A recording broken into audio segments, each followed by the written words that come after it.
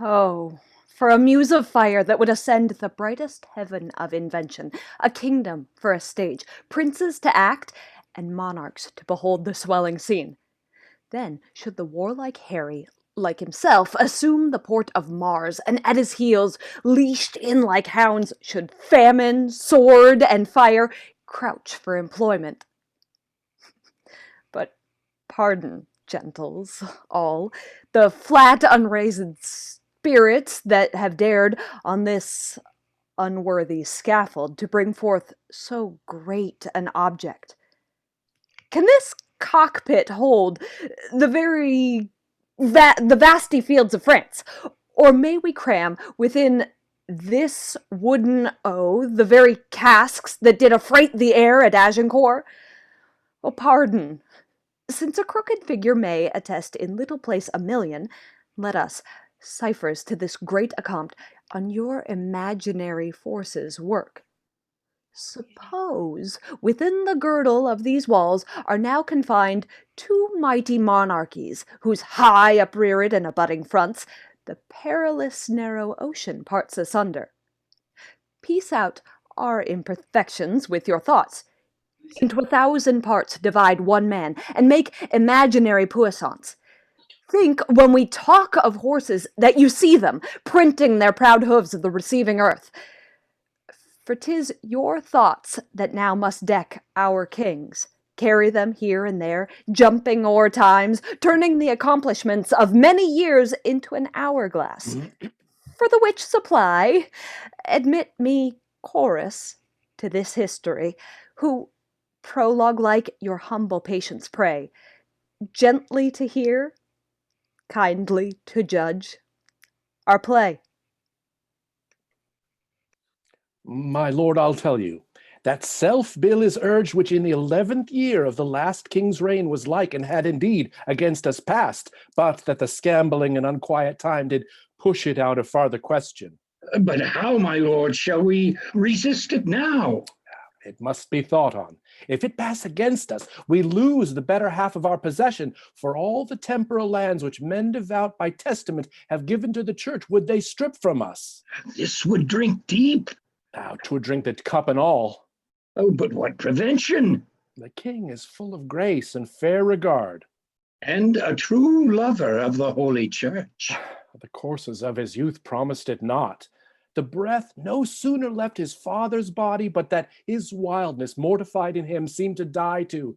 Yea, at that very moment, consideration, like an angel, came and whipped the offending Adam out of him, leaving his body as a paradise. We are blessed with the change. But how, my lord, how now shall we get this mitigation from this bill that are urged by the Commons? Does His Majesty incline to it or no? He seems rather indifferent, or rather swaying more upon our part than cherishing the exhibitors against us. For I have made an offer to His Majesty as touching France. How did this offer seem received, my lord? With good acceptance of His Majesty, save that there was not time enough to hear. What was the impediment that broke it off?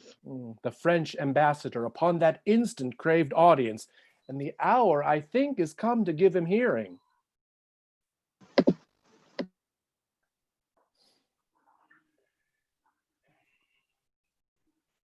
don't know what the story is about. It's about King War. Where is my gracious Lord of Canterbury? Not here in presence. Send for him, good uncle. Shall we call in the ambassador, my liege? Not yet, my cousin. We would be resolved, before we hear him, of some things of weight that task our thoughts concerning us in France. God and his angels guard your sacred throne and make you long become it. Sure, we thank you. My learned lord, we pray to proceed and justly and religiously unfold why the law Salic that they have in France, or should not bar us in our claim. And God forbid, my dear and faithful Lord, that you should fashion, rest, or bow your reading, or nicely charge your understanding soul with opening titles miscreate, whose right suits not in native colors with the truth. For God doth know how many now in health shall drop their blood in approbation, of what your reverence shall incite us to. Therefore take heed how you impawn our person, how you awake our sleeping sword of war. We charge you in the name of God, take heed. For never two such kingdoms did contend without much fall of blood, whose guiltless drops are every one a woe, a sore complaint against him whose wrong gives edge unto the swords that make such waste in brief mortality. Under this conjuration, speak, my lord. Then hear me, gracious sovereign, and you peers that owe yourselves your lives and services to this imperial throne. There is no bar to make against your highness claim to France, but this, which they produce from Pharamond. In terram salicam mulieris ne succeedent. No woman shall succeed in Salic land, which Salic land the French unjustly gloss to be the realm of France, and Pharamond to be the founder of this law and female bar. Yet their own authors faithfully affirm that the land Salic is in Germany, between the floods of Sala and Elba, where Charles the Great, having subdued the Saxons, there left behind and settled certain French, who, holding in disdain the German women for some dishonest manners of their life, established then this law, to wit, no female should be inheritrix in Salic land, which Salic, as I said, twixt Elba and Sala, is at this day in Germany called Meissen. Then doth it well appear that Salic law was not devised for the realm of France, nor did the French possess the Salic land until 401 and 20 years after the function of King Pharamond, idly supposed founder of this law, who died within the year of our redemption, 426. And Charles the Great subdued the Saxons and did seat the French beyond the river Sala in the year 805. Besides, their writers say King Pepin, which deposed Childeric, did, as heir general, being descended of Blifil, which was daughter to King Clotaire, make claim and title to the crown of France. Hugh Capet, also, who usurped the crown of Charles the Duke of Lorraine, sole heir male of the true line and stock of Charles the Great, defined his title with some shows of worth, though in truth it was corrupt and not, did convey himself as heir to the Lady Lingaire, daughter to Charlemagne, who was the son to Louis the Emperor and Louis the son of Charles the Great. Also, Louis X, who was the sole heir to the usurper Capet, could not keep quiet in his conscience, wearing the crown of France, till satisfied that fair Queen Isabel, his grandmother, was lineal of the Lady Lingaire, daughter to the Charles of the foresaid Duke of Lorraine, by the which the marriage of Charles the Great was reunited to the crown of France. So that as clear as is the summer sun, King Pepin's title and Hugh Capet's claim, King Louis his satisfaction, all appear to hold in right and title of the female. So did the kings of France unto this day. Howbeit they would hold up this Salic law to bar your highness from claiming from the female, and rather choose to hide them in a net than amply to unbar their crooked titles usurped from you and your progenitors. May I with right and conscience make this claim? The sin upon my head, dread sovereign, for in the book of Numbers it is writ, when the man dies, let the inheritance descend unto the daughter. Gracious Lord, stand for your own, unwind your bloody flag, look back into your mighty ancestors, go, my dread Lord, to your great grandsire's tomb, from whom you claim, invoke his warlike spirit, and your great uncle Edward the Black Prince, who on the French ground played a tragedy, making defeat on the full power of France. Awake with remembrance in these valiant dead, and with your puissant arm renew their feats. You are their heir. You sit upon their throne. The blood and courage they renowned runs in your veins. And my thrice puissant liege is in the very May morn of his youth, ripe for exploits and mighty enterprises. Brother kings and monarchs of the earth do all expect that you should rouse yourself, as did the former lions of your blood. They know your grace hath cause and means and might, so hath your highness. Never king of England had nobles richer or more loyal subjects, whose hearts have left their bodies here in England and lie pavilioned in the fields of France. Oh, let their bodies follow, my dear liege, with blood and sword and fire to win your right, in aid whereof we of the spirituality will raise your highness such a mighty sum as never did the clergy at one time bring into any of your ancestors. As many arrows loosed several ways come to one mark, as many ways meet in one town, as many fresh streams meet all in one salt sea, as many lines close in the dial center, so may 1,000 actions once afoot end in one purpose and be all well born without defeat. Therefore to France, my liege, divide your happy England into 4, whereof you take 1 quarter into France, and you withal shall make all Gallia shake. Call in the messengers sent from the Dauphin. Now are we well resolved, and by God's help, and yours, the noble sinews of our power, France being ours, we'll bend it to our awe or break it all to pieces. Now are we well prepared to know the pleasure of our fair cousin Dauphin, for we hear your greeting is from him, not from the king. May it please your majesty to give us leave freely to render what we have in charge, or shall we sparingly show you far off the Dauphin's meaning and our embassy? We are no tyrant, but a Christian king. Therefore, with frank and with uncurbed plainness, tell us the Dauphin's mind. Thus, then, in a few. Your Highness, lately sending into France, did claim some certain dukedoms in the right of your great predecessor, King Edward III. In answer of which claim, the prince, our master, says that you savor too much of your youth, and bids you be advised there's not in France that can be with a nimble galliard one. You cannot revel into dukedoms there. He therefore sends you, meeter for your spirit, this turn of treasure, and in lieu of this desires you let the dukedoms that you claim hear no more of you. This the Dauphin speaks. What treasure, uncle? Tennis balls, my liege.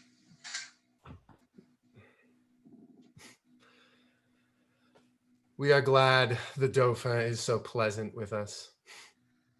His present and your pains we thank you for. When we have matched our rackets to these balls, we will in France, by God's grace, play a set shall strike his father's crown into the hazard. Tell him he hath made a match with such a wrangler that all the courts of France shall be disturbed with chases. And we understand him well, how he comes o'er us with our wilder days, not measuring what use we made of them. We never valued this poor seat of England, and therefore living hence did give ourselves to barbarous license, as 'tis ever common that men are merriest when they are from home. But tell the Dauphin, I will keep my state, be like a king, and show my sail of greatness when I do rouse me in my throne of France. For that I have laid by, my majesty, and plodded like a man for working days, but I will rise there with so full a glory that I shall dazzle all the eyes of France, yea, strike the Dauphin blind to look on us, and tell the pleasant prince this mock of his hath turned his balls to gun-stones, and his soul shall stand sore charged for the wasteful vengeance that shall fly with them. For many 1,000 widows shall this his mock out of their dear husbands, mock mothers from their sons, mock castles down. And some are yet ungotten and unborn that shall have cause to curse the Dauphin's scorn. But this lies all within the will of God, to whom I do appeal, and in whose name tell you the Dauphin, I am coming on, to venge me as I may, and to put forth my rightful hand in a well-hallowed cause. So get you hence in peace. And tell the dolphin, his jest will savor but of shallow wit, when thousands weep more than did laugh at it. Convey them with safe conduct. Fare you well. This was a merry message. We hope to make the sender blush at it. Therefore, my lords, omit no happy hour that may give furtherance to our expedition, for we have now no thought in us but France, save those to God that run before our business. Therefore, let our proportions for these wars be soon collected, and all things thought upon that may with reasonable swiftness add more feathers to our wings. For God before we'll chide this dolphin at his father's door. Therefore, let every man now task his thought, that this fair action may on foot be brought.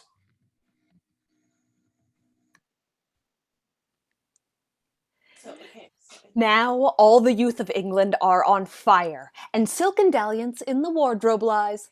Now thrive the armorers, and honor's thought reigns solely in the breast of every man.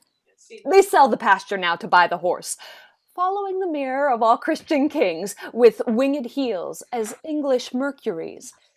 For now sits expectation in the air, and hides a sword from hilts unto the point with crowns imperial, crowns and coronets promised to Harry and his followers. Bardolph! Bardolph! It's just about acquisition. Oh, well met, Corporal Nim. Good morrow, Lieutenant Bardolph. What, are ancient pistol and you friends yet? For my part, I care not. I say little, but when the time shall serve, there shall be smiles. But that shall be as it may. I dare not fight, but I will wink and hold out mine iron. Oh, but what though? It is a simple one, but it will toast cheese and endure cold as any other man's sword will. And there's an end. I will bestow a breakfast to make you friends, and we'll be all three sworn brothers to France. Let it be so, good Corporal Nim. Faith, I will live so long as I may. That's certain of it. And when I cannot live any longer, I will do as I may. That is my rest, and that is the rendezvous of it. It is certain, Corporal, that he is married to Nell Quickly, and certainly she did you wrong, for you were troth plight to her. I cannot tell. Things must be as they may. Men may sleep, and they may have their throats about them at that time. And some say knives have edges. It must be as it may. Though patience be a tired mare, yet she will plod. There must be conclusions. Well, I cannot tell. Oh, here comes Ancient Pistol and his wife. Good Corporal, be patient here. How now, mine host, Pistol? Base tyke. Callest thou me host? By this hand I swear I scorn the term, nor shall my Nell keep lodge. Nay, by my troth, for we cannot lodge and board a dozen or 14 gentlewomen who live honestly by the prick of their needles, but at it will be thought we keep a body house straight. Well, nay, lady, if he be not drawn now. Corporal Nim, put up thy sword. There will be willful adultery and murder committed. Good Lieutenant, good Corporal, offer nothing here. Pish for thee, Iceland dog, thou pricky cur of Iceland. No, Corporal Nim, no, put it up. By thy valor, put it up. Will you shog off? I will have you soulless. Soulless, egregious dog. Oh, viper vile. The soulless in thy most marvellous face. The soulless in thy teeth, and in thy throat, and in thy hateful lungs, yea, in thy maw, purdy. Or which is worse, the soulless in thy nasty mouth. I do retort the soulless in thy bowels, and I can take, for pistol's cock is up, and flashing fire will follow. I am not Barbison. You cannot conjure me. I have an humor to knock you indifferently. Well, if you grow foul with me, pistol, I will scour you off with my rapier, as I may, in fair terms. If you would walk off, I would prick your guts a little, in good terms, as I may, and that's the humor of it. Braggart, vile and damned, furious wight! The grave doth gape, and doting death is near. Therefore, exhale. Hear me when I say, he that strikes the first stroke, I'll run him up to the hilts, as I am a soldier. Oath of mickle might, and fury shall abate. Give me thy fist, thy spirits are most tall. I will cut thy throat one time or another in fair terms. That's the humor of it. Gobelagord! That is the word I thee defy again. O hound of Crete, thinkest my spouse to get? No, to the spittle go. Fetch forth from the powdering tubs of infamy the lazar kite of Cressid's kind, dull tear-sheet by name, and to her espouse. For I have, and will hold, the quondam queen. For the only she who... Paka, that's enough, go to! Mine host Pistol, you must come to my master, and you, hostess, he is very sick. He would to bed. Oh, good Bardolph, put thy face between his sheets and do the office of a warming pan. Why am I so... Very ill. Away, you rogue! He'll make the crow a pudding one of these days. The king has killed his heart. Come, husband, come home presently. Come, shall I make you two friends? We must to France together. Why the devil should we keep knives to cut one another's throats? That floods or swell and fiends for food, how long? You'll pay me the 8 shillings I want of you a betting? Base as the slave that pays. That now I will have. That's the humor of it. As manhood shall compound, push home! Right. By this sword! He that makes the first thrust, I'll kill him. By this sword, I will! Sword is an oath, and oaths must have their course. Corporal Nim and thou wilt be friends, and thou wilt not, why then, be enemies with me too. Prithee, put up! I shall have my 8 shillings I want of you a betting. A noble thou shalt have, and present pay, and liquor likewise will I give to thee. And friendship shall combine, and brotherhood. I'll live by Nim, and Nim shall live by me. Is not that just? For I shall sutler be unto the camp, and profits shall accrue. Give me thy I shall have my noble. cash justly paid.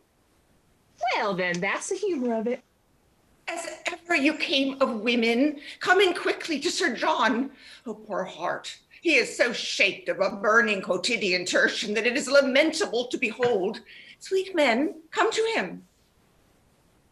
The king hath run bad humors on the night. That's the even of it. Him thou hast spoke the right. His heart is fracted and corroborate. The king is a good king, but it must be as it may. He passes some humors and careers. Let us condole the night. For lambkins we shall live. The French, advised by good intelligence of this most dreadful preparation, shake in their fear, and with pale policy seek to divert the English purposes. O England, model to thy inward greatness, like little body with a mighty heart, what mightst thou do?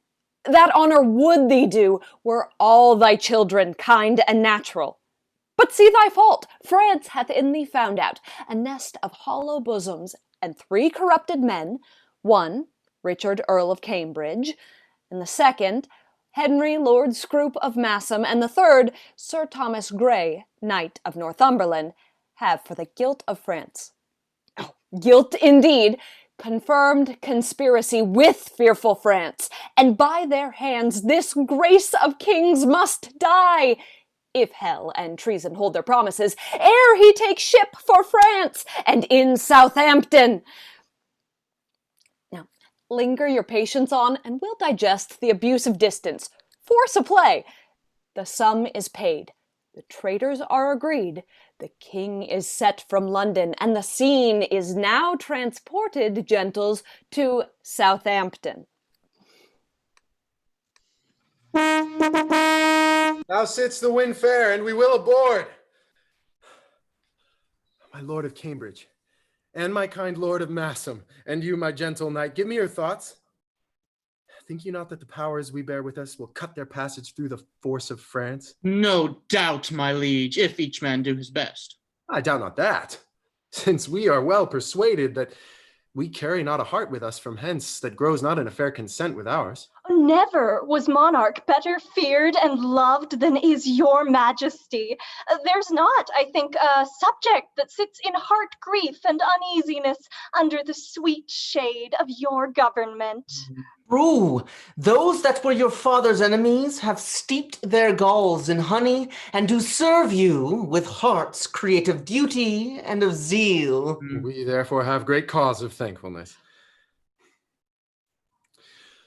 Uncle of Exeter, enlarge the man committed yesterday that railed against our person. We consider it was excess of wine that set him on, and on his more advice we pardon him. That's mercy, but too much security. Let him be punished, sovereign, lest example breed by a sufferance more of such a kind. Oh, let us yet be merciful. So may your highness, and yet punish too. Sir, you show great mercy if you give him life after the taste of much correction. Alas, your too much love and care of me are heavy orisons against this poor wretch. If little faults proceeding on distemper shall not be winked at, how shall we stretch our eye when capital crimes, chewed, swallowed, and digested, appear before us?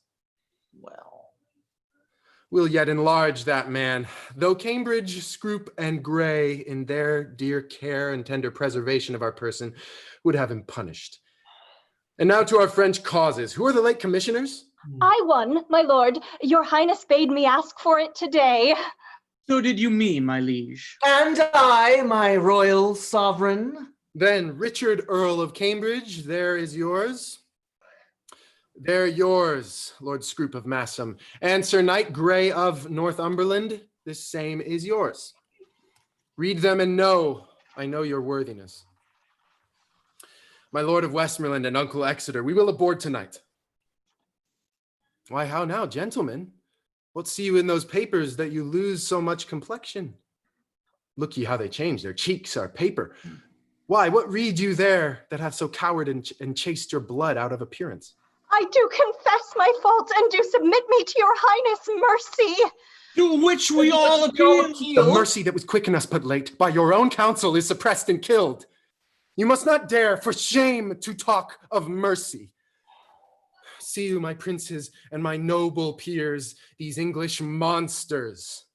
My lord of Cambridge, here you know how apt our love was to accord, to furnish him with all appurtenance belonging to his honor. And this man hath for a few light crowns lightly conspired and sworn unto the practices of France to kill us here in Hampton. To the which this knight, no less for bounty bound to us than Cambridge is, hath likewise sworn. But oh, what shall I say to thee, Lord Scroop? Thou cruel, ingrateful, savage, and inhuman creature. Thou that didst bear the key of all my counsels, that knewst the very bottom of my soul, that almost mightst have coined me into gold, wouldst thou have practiced on me for thy use? May it be possible that foreign hire could out of thee extract one spark of evil that might annoy my finger. 'Tis so strange that, though the truth of it stand off as gross as black and white, my eye will scarcely see it. Oh, how hast thou with jealousy infected the sweetness of affiance? Show men dutiful? Why, so didst thou. Seem they grave and learned? Why, so didst thou. Come they of noble family? Why, so didst thou. Seem they religious? Why, so didst thou. I will weep for thee. For this revolt of thine, methinks is like another fall of man. Their faults are open. Arrest them to the answer of the law, and God acquit them of their practices. Arrest thee of high treason by the name of Richard, Earl of Cambridge. Arrest thee of high treason by the name of Lord Henry Lord Scroop of Masham. I arrest thee of high treason by the name of Thomas Grey, Knight of Northumberland. Our purpose, God, justly hath discovered, and I repent my fault more than my death, which I beseech your highness to forgive, although my body pay the price of it. God quit you in his mercy. Hear your sentence. You have conspired against our royal person, joined with an enemy proclaimed, and from his coffers received the golden earnest of our death, wherein you would have sold your king to slaughter, his princes and his peers to servitude, his subjects to oppression and contempt, and his whole kingdom into desolation. Touching our person, seek we no revenge. But we our kingdom's safety must so tender, whose ruin you have sought, that to her laws we do deliver you. Get you therefore hence, poor miserable wretches, to your death. The taste whereof God of his mercy give you patience to endure, and true repentance of all your dear offenses. Bear them hence.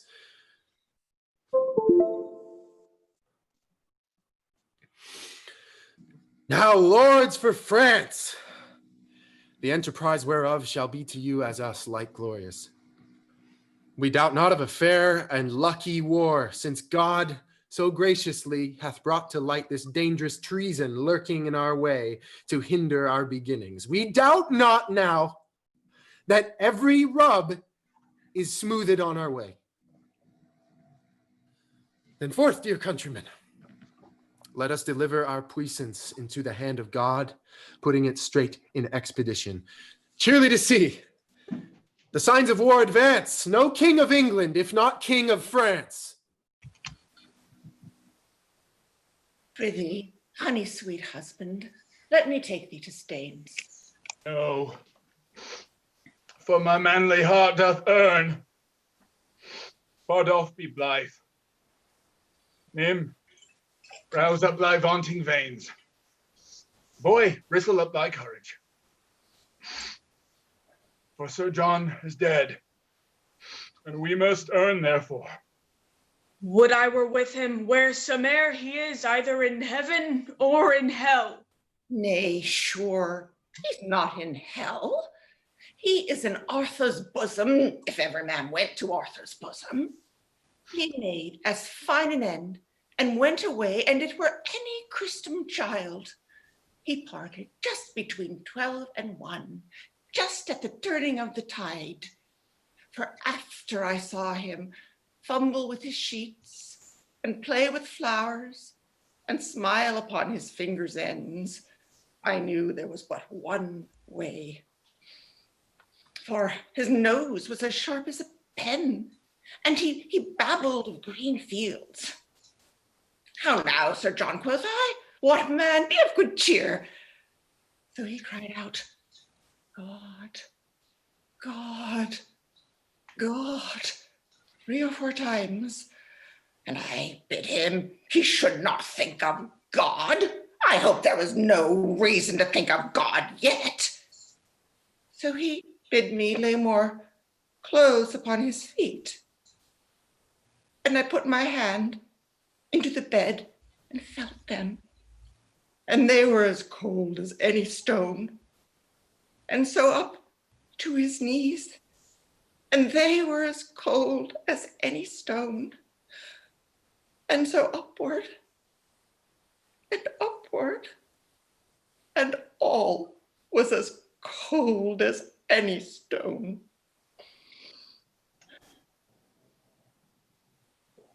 They say he cried out of sack.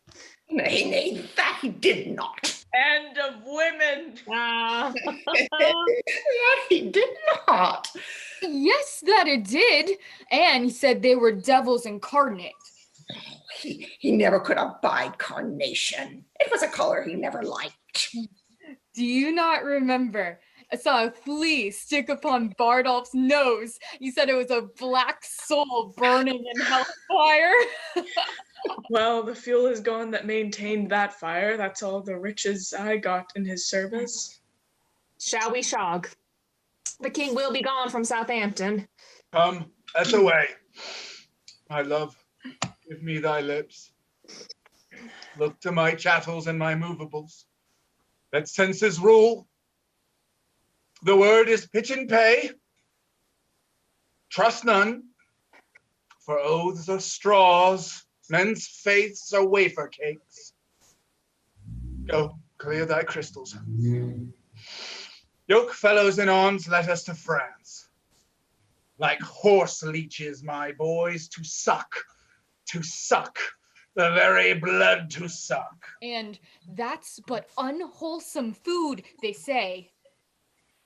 Touch her sweet mouth and march. Farewell, hostess. I cannot kiss. That is the humor of it, but adieu. Let housewiffery appear.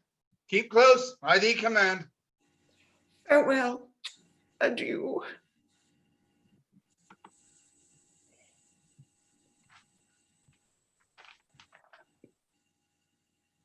Thus comes the English with full power upon us, and more than carefully it us concerns to answer royally in our defenses.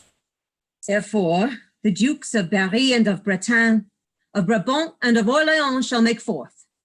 And you, Prince Dauphin, with all swift dispatch to line and new repair our towns of war with men of courage and with means defendant.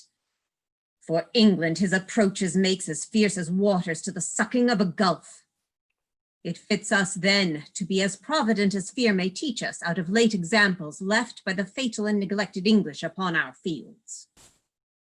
A most redoubted father, it is most meet we arm us against the foe, for peace itself should not so dull a kingdom, though war nor no known quarrel were in question, but that defenses, preparations should be maintained, assembled and collected, as were a war in expectation. Therefore, I say, 'tis meet we all go forth to view the sick and feeble parts of France, and let us do it with no show of fear. No, with no more than if we heard that England were busied with the Whitsun Morris dance. For my good liege, she is so idly kinged, her scepter so fantastically borne by a vain, giddy, shallow, humorous youth, that fear attend not. Oh, peace, Prince Dauphin. You are too much mistaken in this king. Question, your grace. The late ambassadors, with what great state he heard their embassy, how well supplied with noble counselors, how modest an exception, and withal, how terrible and constant resolution. Well, 'tis not so, my lord high constable. But though we think it so, it is no matter.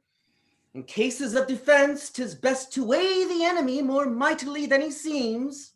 Think we King Harry strong, and princes, look you strongly armed to meet him. The kindred of him hath been fleshed upon us, and he is bred out of that bloody strain that haunted us in our familiar paths. Witness our too much memorable shame when Cressy battle fatally was struck, and all our princes captived by the hand of that black name Edward, Black Prince of Wales. This is a stem of that victorious stock. Let us fear the native mightiness and fate of him. Ambassadors from Harry, King of England, do crave admittance to your majesty. We'll give them present audience. Go and bring them. You see the chase is hotly followed, friends. Turn head and stop pursuit! For coward dogs most spend their mouths when what they seem to fear runs far before them. Good, my sovereign, take up the English short and let them know of what a monarchy you're the head. Self-love, my liege, is not so vile a sin as self-neglecting. From our brother England. From him. And thus he greets your majesty. He wills you, in the name of God Almighty, you divest yourself and set aside the borrowed glories that, by gift of heaven, by law of nature and of nations, belong to him and to his heirs, namely the crown, and all wide-stretched honors that pertain by custom and the ordinance of times unto the crown of France. That you may know it is no sinister nor no awkward claim picked from the wormholes of long vanished days, nor from the dust of old oblivion raked, he sends you this most memorable line. Every branch truly demonstrative, willing to overlook this pedigree, and when you find him evenly derived from his most famed of famous ancestors, Edward III, he bids you then resign your crown and kingdom, indirectly held from him, the native and true challenger. Or else what follows? Bloody constraint. For if you hide the crown, even in your hearts, there will he rake for it. Therefore in fierce tempest is he coming, in thunder and an earthquake, like a Jove. And if requiring fail, he will compel, and bids you in the bowels of the Lord deliver up the crown, and to take mercy upon the poor souls for whom this hungry war now opens his vasty jaws.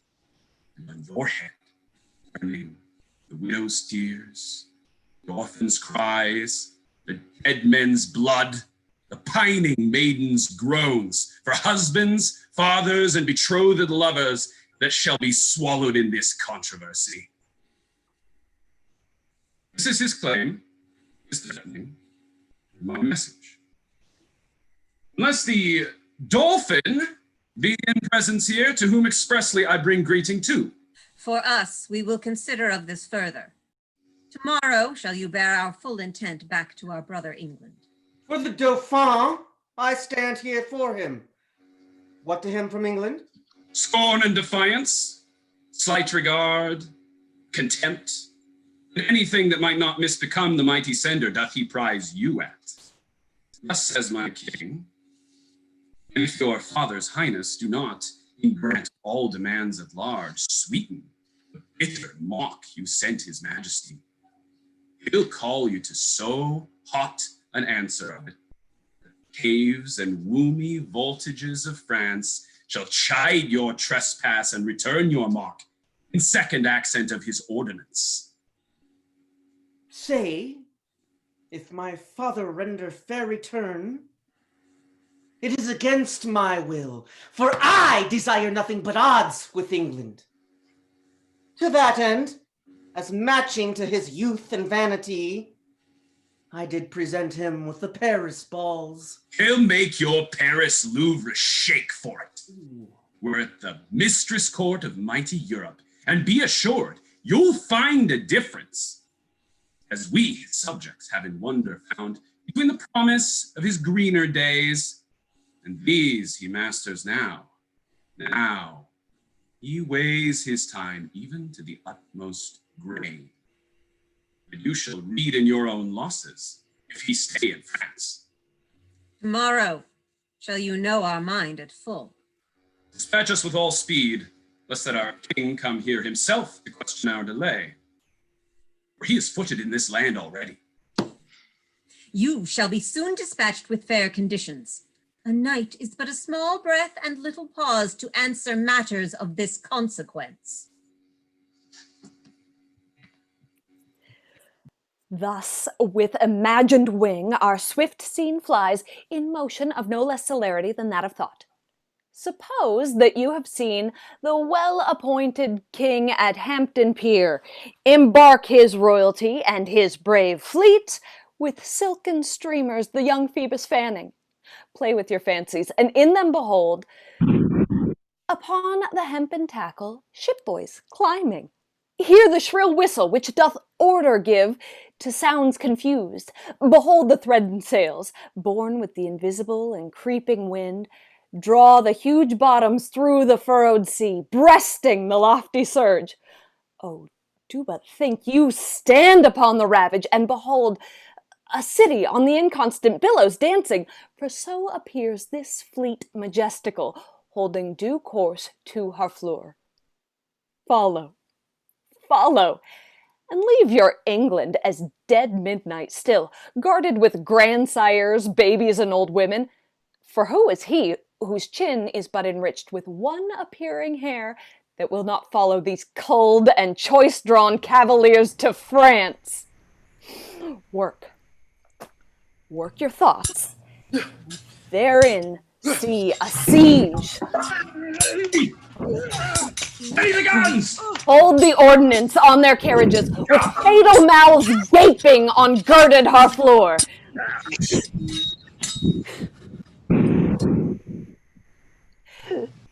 Suppose the ambassador from the French comes back, tells Harry that the king doth offer him Catherine his daughter, and with her to dowry some petty and unprofitable dukedoms. The offer likes not, and the nimble gunner with linstock now the devilish cannon touches.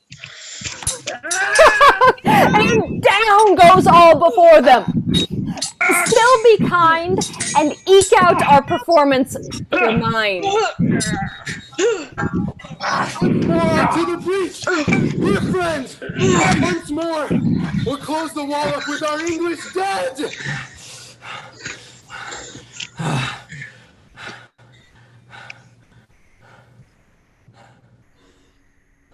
In peace, there's nothing so becomes a man as modest stillness and humility. But when the blast of war blows in our ears, then imitate the action of the tiger. Stiffen the sinews, summon up the blood, disguise fair nature with hard-favored rage. Then lend the eye a terrible aspect. Let it pry through the portage of the head like the brass cannon. Let the brow o'erwhelm it, as fearfully as doth a galled rock o'erhang and jutty his confounded base, swilled with the wild and wasteful ocean. Now set the teeth, and stretch the nostril wide. Yeah. Hold hard the breath, and bend up every spirit to his full height. On, you noblest English, whose blood is fed from fathers of war proof. Fathers that, like so many Alexanders, have in these parts from morn till even fought and sheathed their swords for lack of argument. Dishonor not your mothers. Now attest that those whom you called fathers did beget you.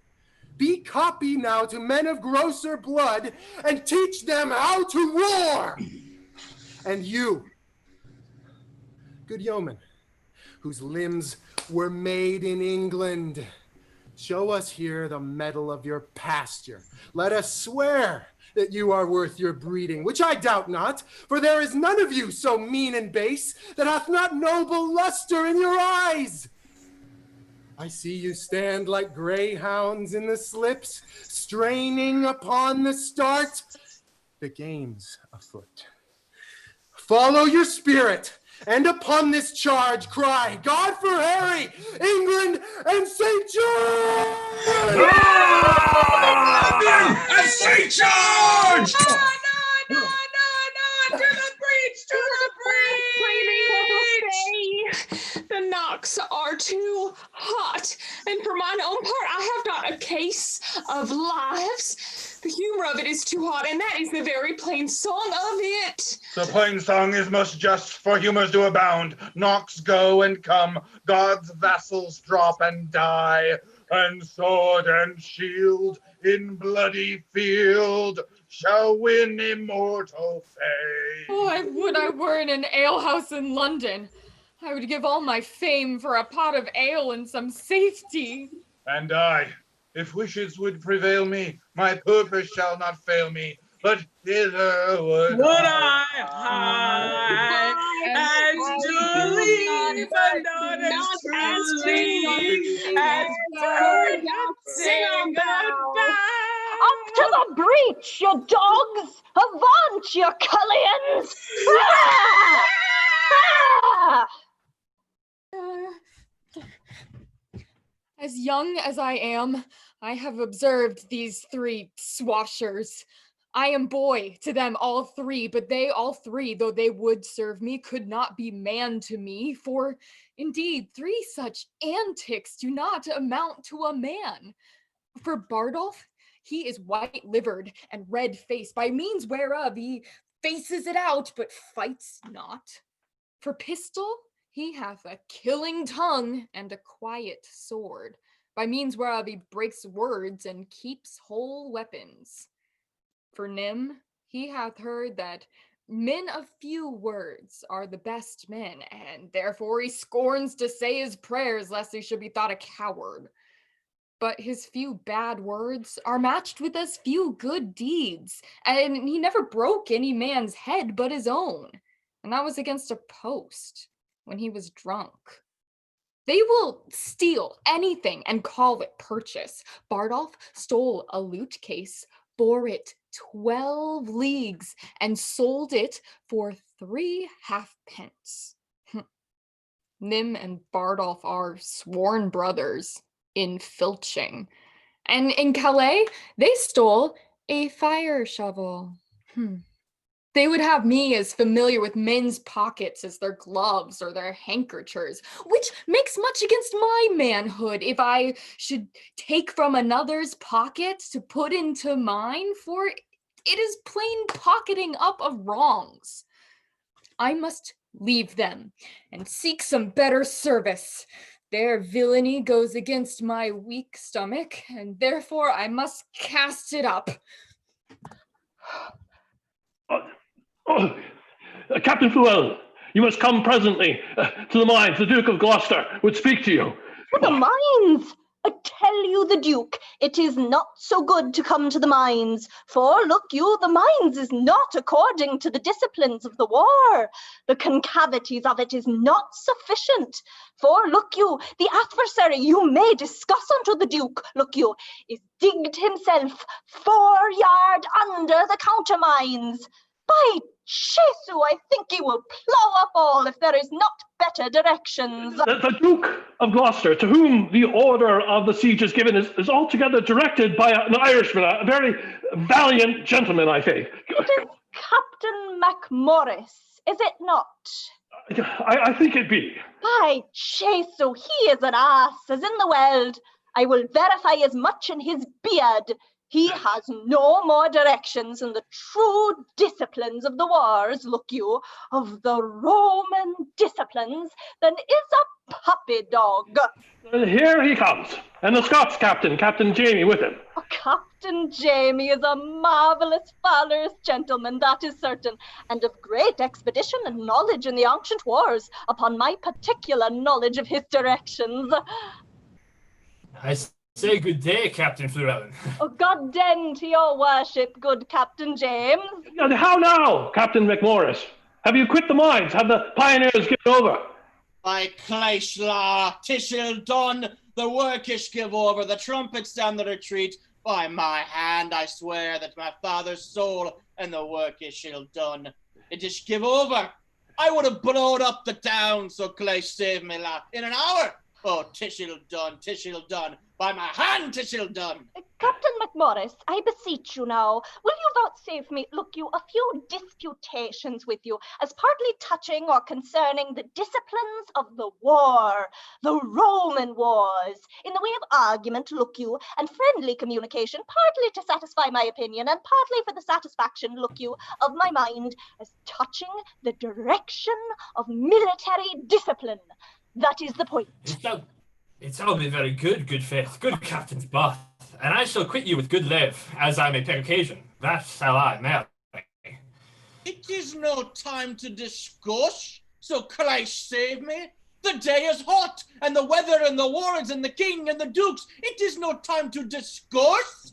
The town is besieged, and the trumpet calls us to the breach, and we talk, and by Christ do nothing. 'Tis shame for us all. So God save me, 'tis shame to stand still. It is a shame by my hand, and there is throats to be cut, and works to be done, and there is nothing done, so Christ save me, la. By the mass, ere these eyes of mine take themselves to slumber, I'll do good service, or I'll lie on the ground for it. I her go to death, and I'll pay to as valorously as I may. That shall I surely do. That is the breath and the long. Marry, I would full fain hear questions between you tway. Captain McMorris, I think, look you, under your correction, there is not many of your nation that Of my does. nation! What is my nation? Is a villain and a bastard and a knave and a rascal? What is my nation? Who talks of my nation? Look you, if you take the matter otherwise than is meant, Captain McMorris, peradventure I should think you do not use me with that affability as indiscretion you ought to use me. Look you, being as good a man as yourself, both in the disciplines of war and in the derivation of my birth and in other particularities. I do not know you, so good a man as myself, so Clash save me, I will cut off your head! Gentlemen, both! You will mistake each other. Ah, that's a foul fault. Oh. Oh, the town sounds a parley.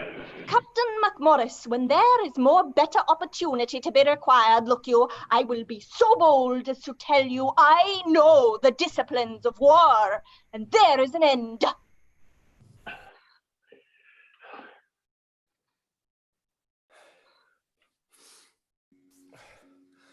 How yet resolves the governor of the town?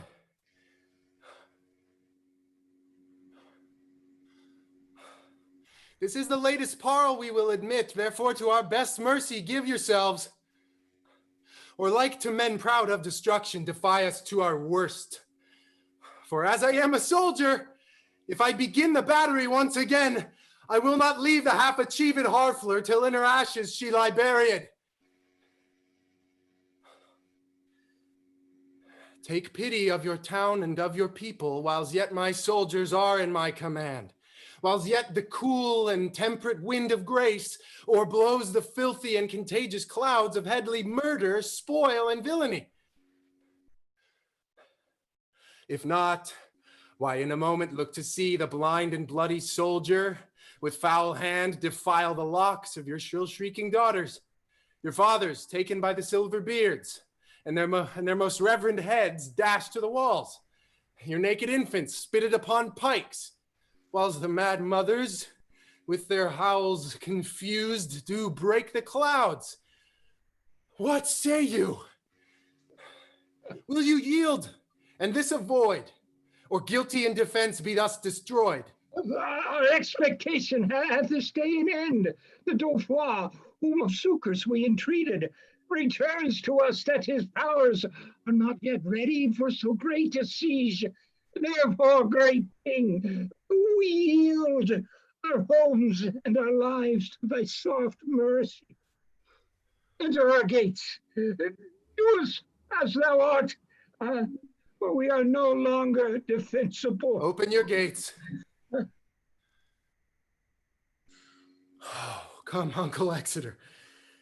Go you and enter Harfler. There remain and fortify it strongly against the French. Use mercy to them all. For us, dear uncle, the winter coming on and sickness growing upon our soldiers, we will retire to Calais. Tonight in Harfler, we will be your guest. Tomorrow for the march are we addressed.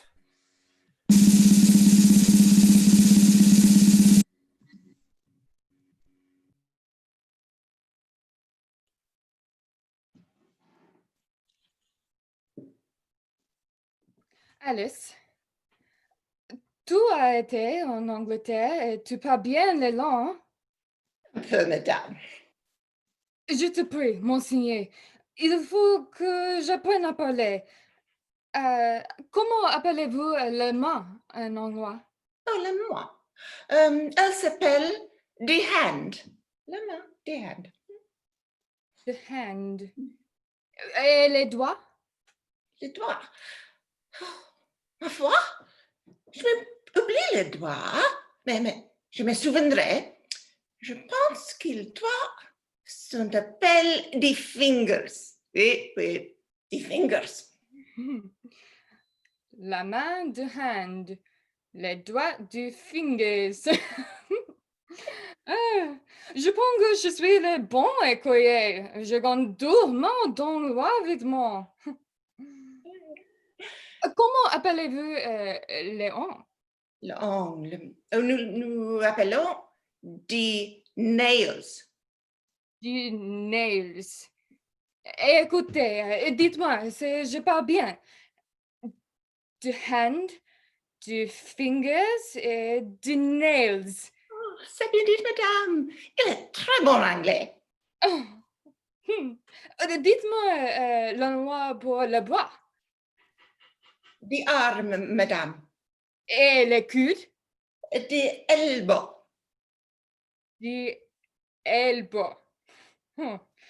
Je m'en fais la répétition de tout le mot que vous m'avez appris à présent. Oui, il est trop difficile, madame, comme je pense. Excusez-moi, Alice. Écoutez. Du hand, du fingers, du nails, du arm, du billboard. Des elbows, madame. Oh, Seigneur Dieu, je m'oublie. Des elbows. Comment appelez-vous le col? Le col du neck, madame. Du neck. Et les mentons? Des chines. Des signes. Le col du neck. Des mentons des signes. Il est très bien dit, madame. Je ne doute pas de pendant, pas le deux, grâce à Dieu, et un peu de temps. N'avez-vous pas déjà oublié tout ce que j'ai enseigné? Non, je réciterai à vous promptement. The hand, the fingers, the nails. The nails. The nails. The nails, madame. The nails, the arm, the elbow. The elbow, madame. Ensuite, j'ai the elbow, the neck et the sin. Comment appelez-vous la pied et les robes? La robe. The cone, madame. And the foot. The pied. The foot. The foot? Et the cone? Oh, Seigneur Dieu! Oh, ces sont mauvais, corruptibles, gros et impudiques, non pour les dames d'honneur déusées. Je ne voudrais prendre ces mots devant des signaux de France pour tous les mots. Oh, le fou et le coup. Néanmoins, je reciterai une autre fois mal les sons d'ensemble. The hand, the fingers, the nails, the arm, the elbow, the neck, the sin, the foot et the cune. Oh, votre grâce, vous prononcez les mots aussi droit que les natifs d'Angleterre. Excellent, madame. C'est assez pour une fois. Allons-nous à dîner?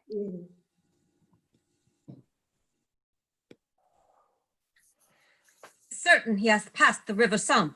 And if he be not fought withal, my lord, let us not live in France. Let us quit all and give our vineyards to a barbarous people. En Dieu vivant! Shall a few sprays of us, the emptying of our fathers' luxury, our scions, put in wild and savage stock, spurt up so suddenly into the clouds and overlook their grafters? Normans! But bastard Normans! Norman bastards! Mortima vi! But if they march along unfought withal, but I will sell my dukedom to buy a slobbery and a dirty farm in that nook-shot Nile of Albion. Where have they this metal? Is not their climate foggy, raw, and dull? On whom, as in despite, the sun looks pale? And shall our quick blood, spirited with wine, seem frosty? Oh, for honor of our land, let us not hang like roping icicles upon our house's thatch, while say more frosty people sweat drops of gallant youth in our rich fields. By faith and honor, our madams mock at us.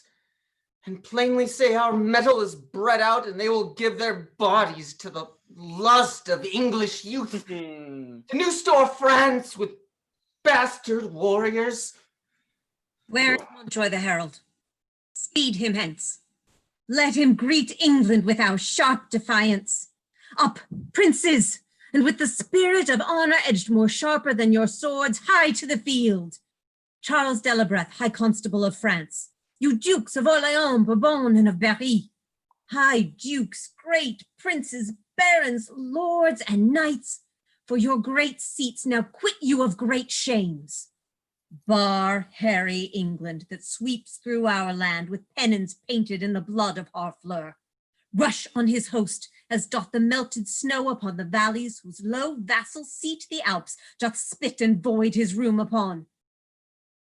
Go down upon him, have power enough, and in a captive chariot into Rouen bring him our prisoner. This becomes the great.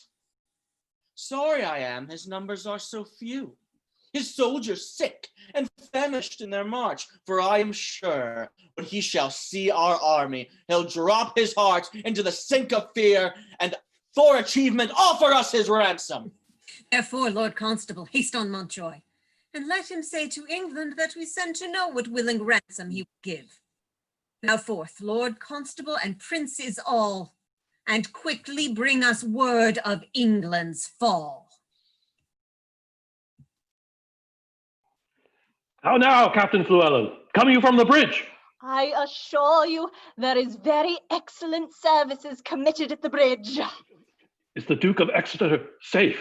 The Duke of Exeter is as magnanimous as Agamemnon, and a man that I love and honor with my soul and my heart and my duty and my life and my living and my utmost power. For he is not, God be praised and blessed, any hurt in the world, but keeps the bridge most valiantly and with excellent discipline. Oh, there is an unctioned lieutenant at the bridge. I think in my very conscience he is as valiant a man as Mark Antony, and he is a man of no estimation in the world, but did see him do as gallant service. What do you call him? He is called Unctioned Pistol. I know him not. Here is the man.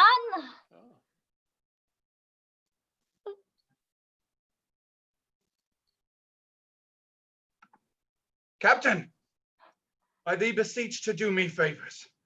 The Duke of Exeter doth love thee well. I praise God, and I have merited some love at his hands. Bardolph, a soldier, firm and sound of heart, and of buxom valor, hath by cruel fate and giddy fortune's furious fickle wheel, that goddess blind, that stands upon the rolling restless stone. By your patience, Unctioned Pistol, Fortune is painted blind with a muffler afore her eyes, to signify to you that Fortune is blind, and she is painted also with a wheel, to signify to you, which is the moral of it, that she is turning and inconstant and mutability and variation, and her foot, look you, is fixed upon a spherical stone, which rolls and rolls and rolls. In good truth, the poet makes a most excellent description of it. Fortune is an excellent moral. Fortune is Bardolph's foe and frowns on him, for he hath stolen a pax. And hanged must be, a damned death. Let gallows gate for dogs, and let men go free, and let not hemp his windpipe suffocate. But Exeter hath given him the doom of death, for pax of little price. Therefore, go, speak, the Duke will hear thy voice, and let not Bardolph's vital thread be cut with edge of pennycord and vile reproach. Speak, Captain, for his life, and I will thee requite. Unctioned Pistol, I do partly understand your meaning. Why then, rejoice therefore. Certainly, Unctioned, it is not a thing to rejoice at. For if, look you, he were my brother, I would desire the Duke to use his good pleasure and put him to execution, for discipline ought to be used.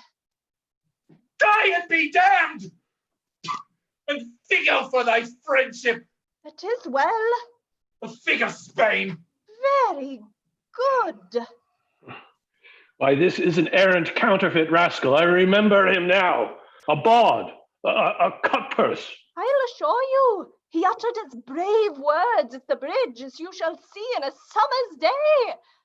But it is very well what he has spoke to me. That is well, I warrant you, when time is served. Why, this is a gull, a fool, a rogue, that now and then goes to the wars to grace himself at his return into London under the form of a soldier. But you must learn to know such slanders of the age, or else you may be marvelously mistook. I tell you what, Captain Gower, I do perceive he is not the man he would gladly make show to the world he is. If I find a hole in his coat, I will tell him my mind. Hark you! The king is coming, and I must speak with him from the bridge. God bless your majesty. How now, Llewellyn? Camest thou from the bridge? Aye, so please your majesty. The Duke of Exeter has very gallantly maintained the bridge.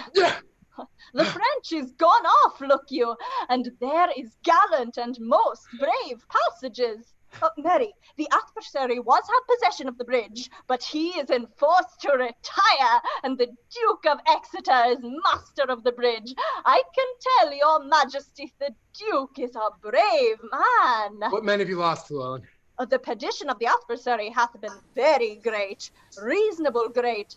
Mary, for my part, I think the Duke hath lost never a man, but one that is like to be executed for robbing a church. One Bardolph, if your majesty know the man.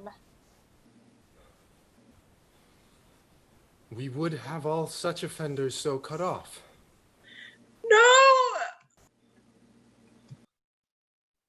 And we give express charge that in our marches through the country, there be nothing compelled from the villages, nothing taken but paid for, none of the French upbraided or abused in disdainful language.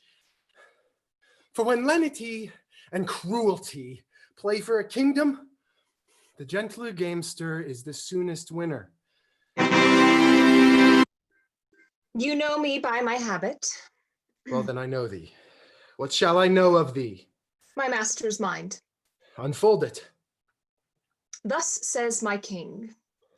Say thou to Harry of England, though we seemed dead, we did but sleep. Advantage is a better soldier than rashness. Tell him we could have rebuked him at Harfleur, but we thought not good to bruise an injury till it were full ripe. And now we speak upon our cue. Our voice is imperial. England shall repent his folly, see his weakness, and admire our sufferance. Bid him therefore consider of his ransom, which must proportion the losses we have borne, the subjects we have lost, the disgrace we have digested, which in weight to re-answer his pettiness would bow under. For our losses his exchequer is too poor. For the effusion of our blood, the muster of his kingdom too faint a number. And for our disgrace, his own person kneeling at our feet, but a weak and worthless satisfaction.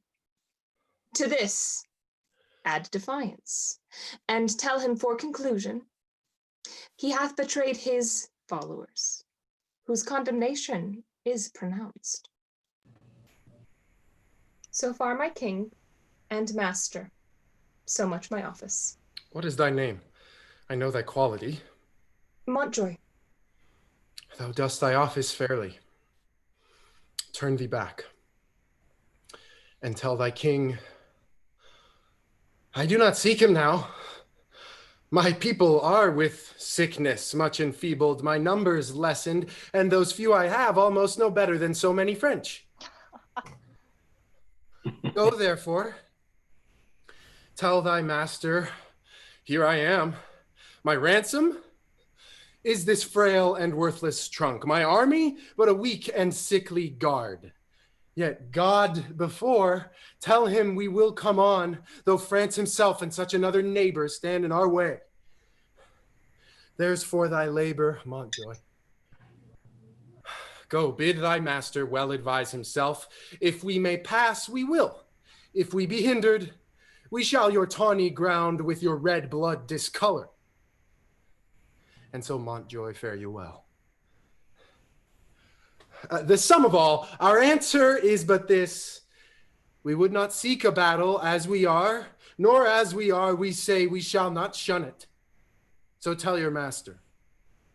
I shall deliver it so. Thanks to your highness. I hope they will not come upon us now. We are in God's hand, brother, not in theirs.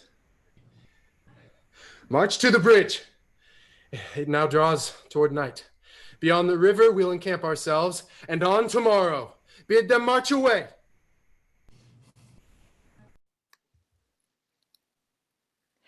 Now entertain conjecture of a time when creeping murmur in the pouring dark fills the wide vessel of the universe. From camp to camp, through the foul womb of night, the hum of either army stilly sounds that the fixed sentinels almost receive the secret whispers of each other's watch. Fire answers fire, and through their paly flames, each battle sees the other's umbered face. Steed threatens steed in high and boastful neighs, piercing the knight's dull ear, and from the tents the armorers, accomplishing the knights with busy hammers closing rivets up, give dreadful note of preparation. The country cocks do crow, the clocks do toll, and the third hour of drowsy morning name. Proud of their numbers and secure in soul, the confident and over-lusty French do the low-rated English play at dice, and chide the cripple, tardy-gated knight, who, like a foul and ugly witch, doth limp so tediously away. Tots! I have the best armor of the world. Would it were day! You have an excellent armor, but let my horse have his due. It is the best horse of Europe. Will it never be morning? Gosh. My lord of Orleans and my lord high constable, you talk of horse and armor? You were as well provided of both as any prince in the world. What a long night is this! I will not change my horse with any that treads but on 4 pasterns. Ha-ha!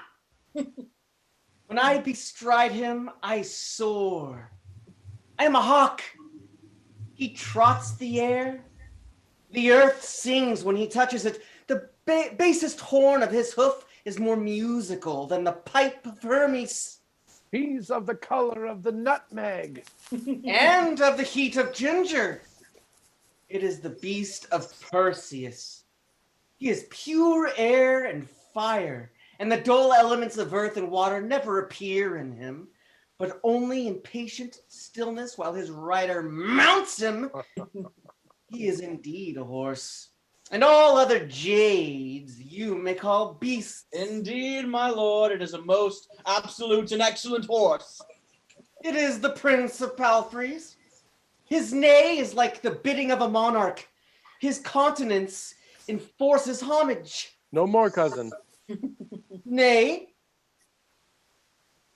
the man hath no wit that cannot, from the morning of the lark to the lodging of the lamb, vary deserved praise on my palfrey. It is the theme as fluent as the sea. Turn the sands into eloquent tongues, and my horse is argument for them all. I once read a sonnet in his praise, and it began thus. Wonder of nature. I have heard a sonnet begin so to one's mistress.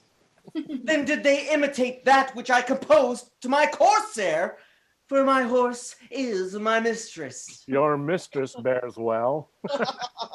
Me well, which is the prescient praise and perfection of a good particular mistress. Nay, for methought yesterday your mistress shrewdly shook your back. So perhaps did yours. Mine was not bridled. Be warned by me then. They that ride so, and ride not warily, fall into foul bogs. I had rather have my horse to my mistress. Thou makest use of anything. Yet I do not use my horse for my mistress, or any such proverb so likened to kin to the purpose. My lord constable, the armor that I saw in your tent tonight, are those the stars or suns upon it? The stars, my lord. Some of them will fall tomorrow, I hope. And yet my sky shall not want. But never be day. Oh, yeah. I will trot tomorrow a mile, and my way shall be paved with English faces. I will not say so, for fear I should be faced out of my way. But I would it were morning, for I would fain be about the ears of the English. 'Tis midnight. I'll go arm myself. The Dauphin longs for morning. He longs to eat the English. I think he will eat all he kills. He is simply the most active gentleman of France. Doing is activity, and he will still be doing. He never did harm that I heard of. Nor will do none tomorrow. He will keep that good name still. I know him to be valiant. I was told by one who knows him better than you. What's he? Marry, he told me so himself. And he said he cared not who knew it. Oh, would it were day. Alas, poor Harry of England. He longs not for the dawning as we do. What a wretched, peevish fellow is this King of England to mope with his fat-brained followers so far out of his knowledge. If the English had any apprehension, they would run away. That they lack. For if their heads had any intellectual armor, they could never wear such heavy headpieces. That island of England breeds very valiant creatures. Their mastiffs are of unmatchable courage. Foolish curs that run winking into the mouth of a Russian bear and have their heads crushed like rotten apples. They'll say, that's a valiant flea that dare eat his breakfast on the lip of a lion. Then shall we find tomorrow they have only stomachs to eat and none to fight. Well, now is the time to arm. Come, shall we be about it?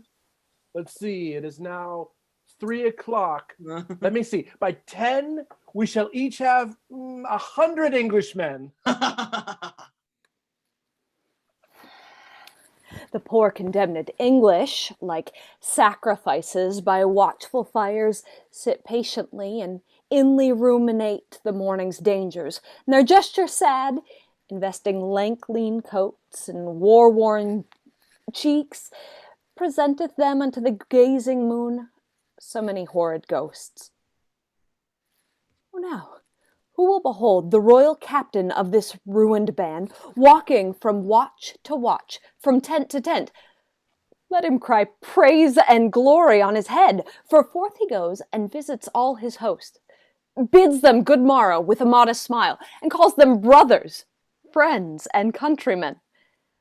Upon his royal face there is no note how dread an army hath enrounded him, nor doth he dedicate one jot of colour unto the weary and all watched night, but freshly looks, and overbears a taint with cheerful semblance and sweet majesty, that every wretch, pining and pale before, beholding him, plucks comfort from his looks.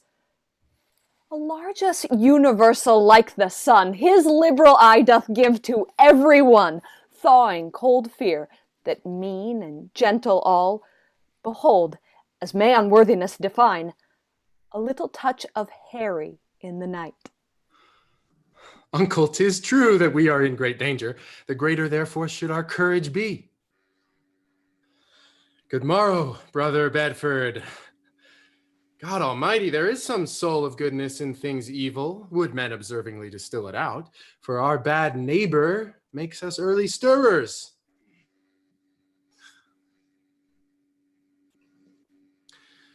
Good morrow, old Sir Thomas Erpingham. A good soft pillow for that good white head were better than a churlish turf of France. Not so, my liege. This lodging likes me better, since I may say, now lie I like a king. 'Tis good for men to love their present pains. Lend me thy cloak, Sir Thomas. Uncle, commend me to the princes in our camp. Do my good morrow to them, and anon desire them all to my pavilion. Shall, my liege. Shall I attend your grace? No, my good knight. Go with my brothers to my lords of England. I and my bosom must debate a while, and then I would no other company. Ah, the Lord in heaven bless thee, Sir Harry. God of mercy, old heart. Thou speakst cheerfully.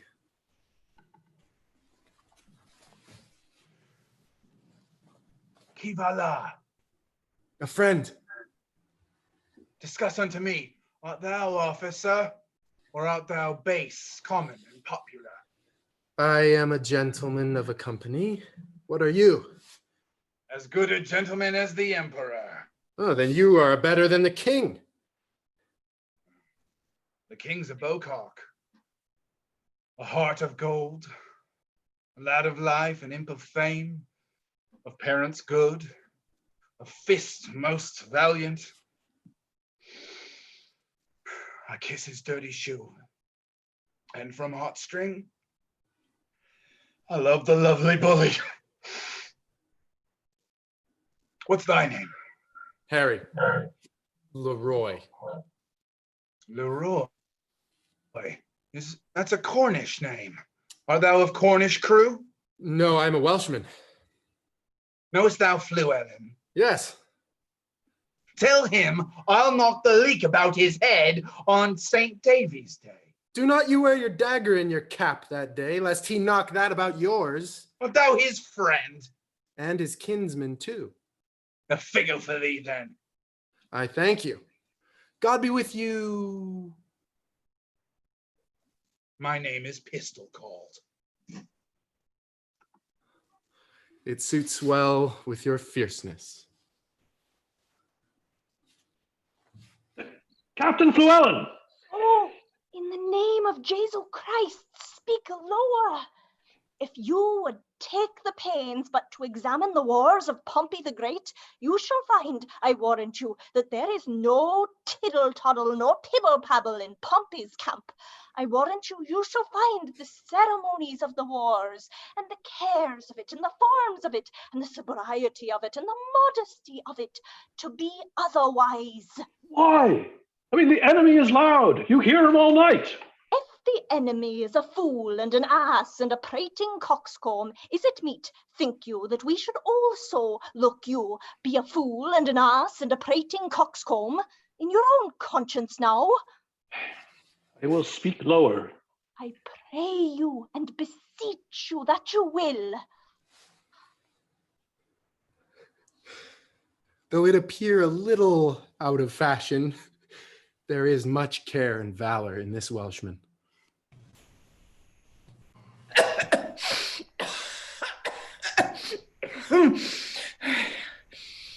Brother John Bates, is not that the morning which breaks yonder? I think it be, but we have no great cause to desire the approach of day. We see yonder the beginning of the day, but I think we shall never see the end of it. Who goes there? A friend. Under what captain serve you? Under Sir Thomas Erpingham. A good old commander and a most kind gentleman. I pray you, what thinks he of our estate? Even as men wrecked upon a sand that looked to be washed off the next tide.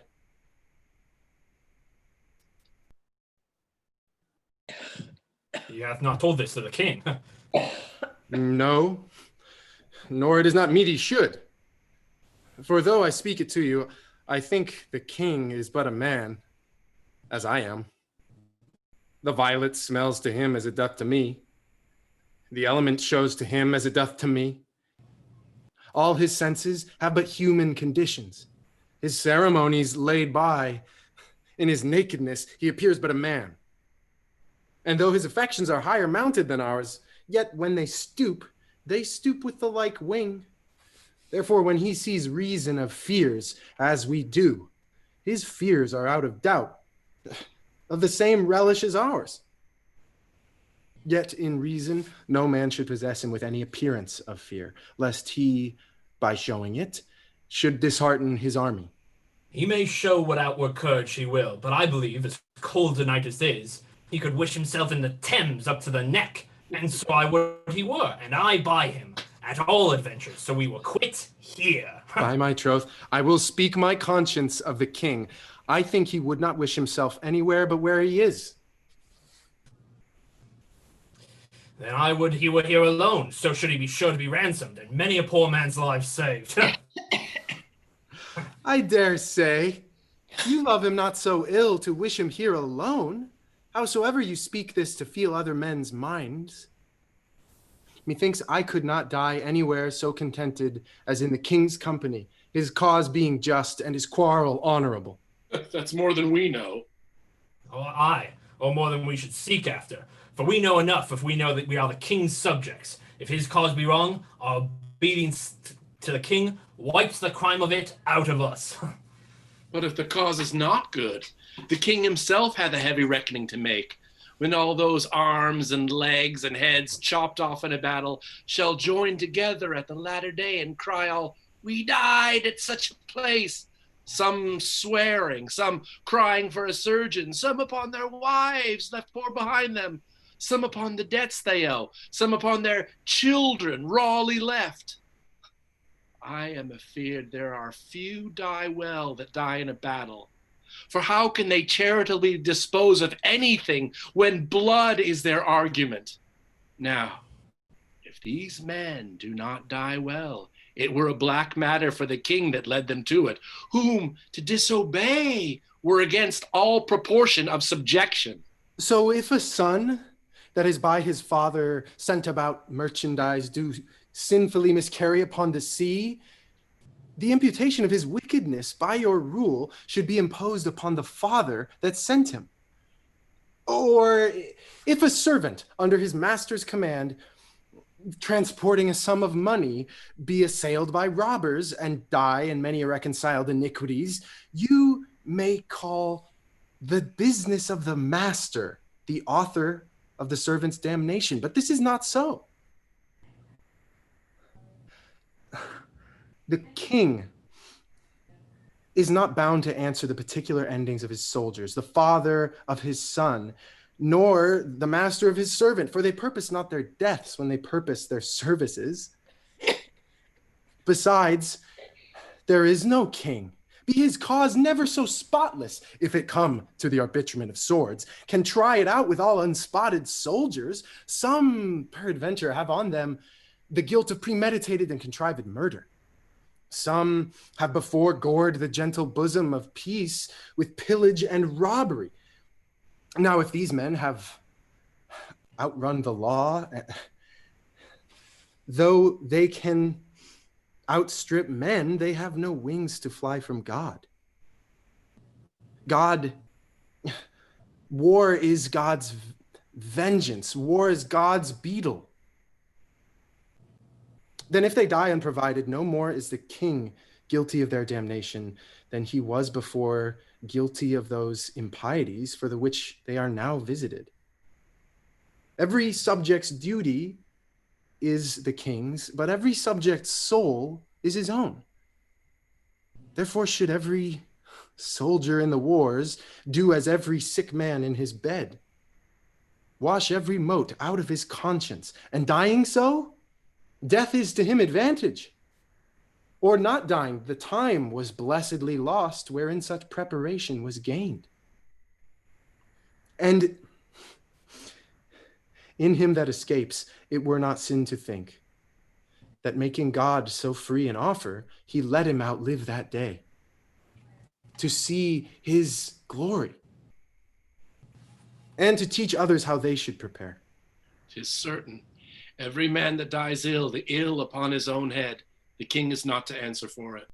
But I do not desire he should answer for me, and yet I determine to fight lustily for him. I myself heard the king say he would not be ransomed. Aye, he said so, to make us fight cheerfully. When our throats are cut, He may be ransomed, and we never the wiser. If I live to see it, I will never trust his word after. You pay him then. You may as well go about to turn the sun to ice with fanning in his face with a peacock's feather. You'll never trust his word after? Come, 'tis a foolish saying. Your reproof is something too round. I should be angry with you if the time were convenient. Oh, let it be a quarrel then between us, if you live. I embrace it. How shall I know thee again? Give me any gauge of thine, and I will wear it in my bonnet. Then if after thou darest acknowledge it, I will make it my quarrel. Okay. Here is my glove. Give me another of thine. There.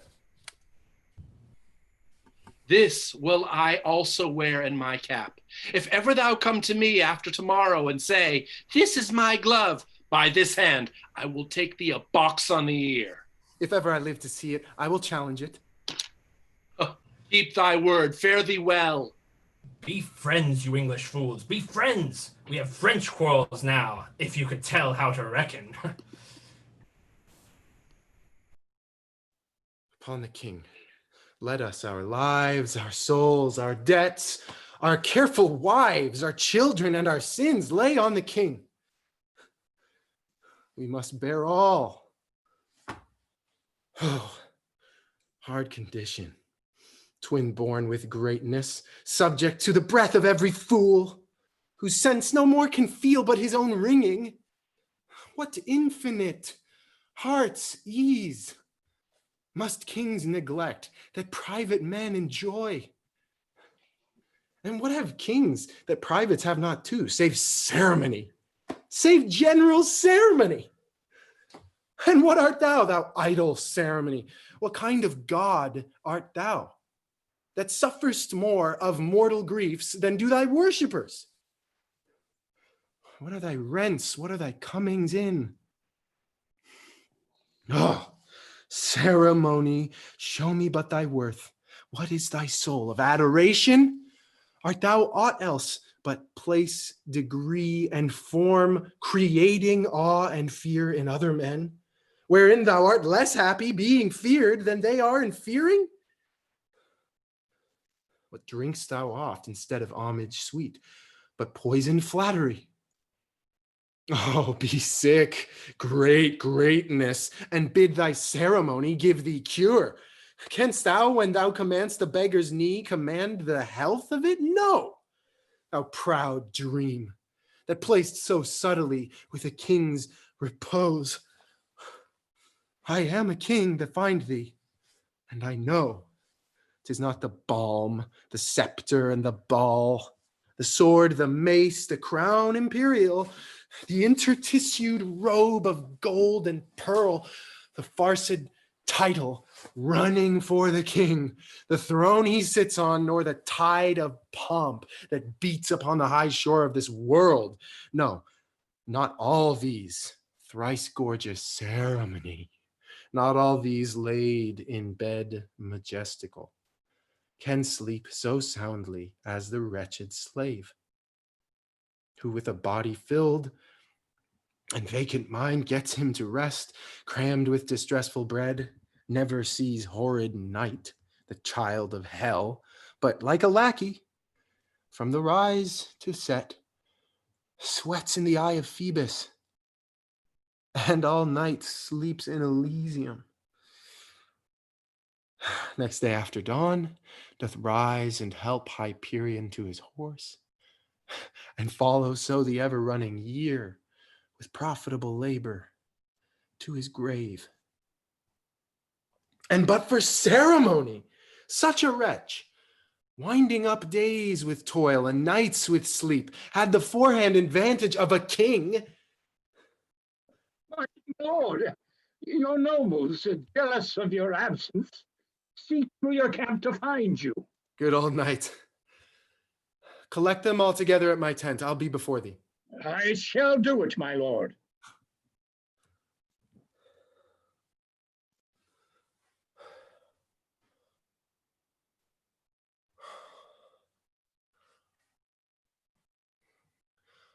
O God of battles, steel my soldiers' hearts. Possess them not with fear, Take from them now the sense of reckoning, if the opposed numbers pluck their hearts from them. Not today, oh Lord, oh, not today. Think not upon the fault my father made encompassing the crown. I, Richard's body, have interred new, and on it have bestowed more contrite tears than from it issued forced drops of blood. 500 poor I have in yearly pay, who twice a day their withered hands hold up toward heaven to pardon blood. And I have built 2 chantries, where the sad and solemn priests sing still for Richard's soul. More will I do, though all that I can do is nothing worth, since that my penitence comes after all, imploring pardon. Liege? My uncle's voice. I know thy errand. I will go with thee. The day, my friends, and all things stay for me. Ah, the sun doth gild our armor. Up, my lords! Montez au cheval, my horse! Valet le croix! Ha! My lord high constable! Hark, how our steeds for present service neigh! Mount them, and make incisions in their hides, that their hot blood may spin in English eyes, and doubt them with superfluous courage. Ha! What? Will you have them weep our horses' blood? How then shall we behold their natural tears? To horse, you gallant princes, straight to horse! Do but behold yon poor and starved band, and your fair show shall suck away their souls, leaving them but the shales and husks of men. There is not work enough for all our hands, scarce blood enough in all their sickly veins, to give each naked curtal axe a stain, that our French gallant shall today draw out, and sheath for lack of sport. Let us blow on them. The vapor of our valor will o'erturn them. The very little let us do, and all is done. Then let the trumpet sound, the tucket sonnance, and the note to mount, for our approach shall so much dare the field, that England shall couch down in fear and yield. Why do you stay so long, my lords of France? Yon island carrions, desperate of their bones, ill-favoredly become the morning field, and their executors, the knavish crows, fly o'er them, all impatient for their hour. Description cannot suit itself in words to demonstrate the life of such a life, in such a battle, in life, so lifeless as it shows itself. They have said their prayers, and they stay for death. Shall we go send them dinners and fresh soups, and give their fasting horses provender, and after fight with them? I stay but from my Gideon to the field. I will the banner from a trumpet take, and to use it for my haste. Come, come away, the sun is high, and we outweigh the day. Where is the king? He himself is rode to view their battle. Of fighting men they have full 70,000. Yes, 5 to 1. Besides, they are all fresh. God's arm strike with us. It's a fearful art. God be with you, princes all. I'll to my charge. Farewell, good Uppingham, and good luck go with thee. Farewell, kind lord. Fight valiantly today. Oh, that we now had here but 1/10,000 of those men in England that do no work today. What's he that wishes so? My cousin, Westmoreland. No, my fair cousin. If we are marked to die, we are enough to do our country loss. And if to live, the fewer men, the greater share of honor.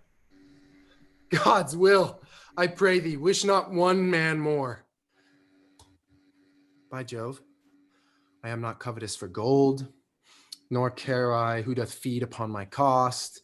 It yearns me not if men my garments wear. Such outward things dwell not in my desires, but if it be a sin to covet honor, I am the most offending soul alive. No, faith, my coz, wish not a man from England. God's peace! I would not lose so great an honor as one man more, methinks, would share from me for the best hope I have. Oh, do not wish one man more. Rather, proclaim it, Westmoreland, through my host, that he which hath no stomach to this fight, let him depart. His passport shall be made, and crowns for convoy put into his purse. We would not die in that man's company that fears his fellowship to die with us.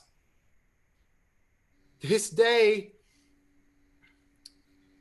is called the Feast of Crispian. He that outlives this day and comes safe home will stand a tiptoe when the day is named and rouse him at the name of Crispian. He that shall live this day and see old age will yearly on the vigil feast his neighbors and say, tomorrow is St. Crispian. Then will he strip his sleeve and show his scars and say, these wounds I had on Crispin's day. Old men forget, yet all shall be forgot, but he'll remember with advantages what feats he did that day.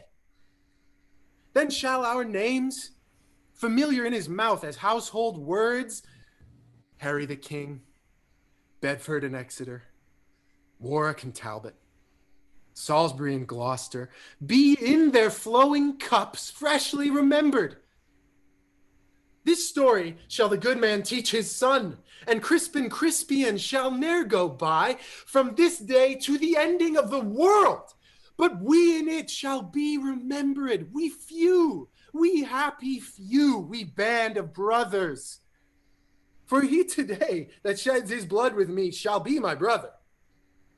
Be he ne'er so vile, this day shall gentle his condition.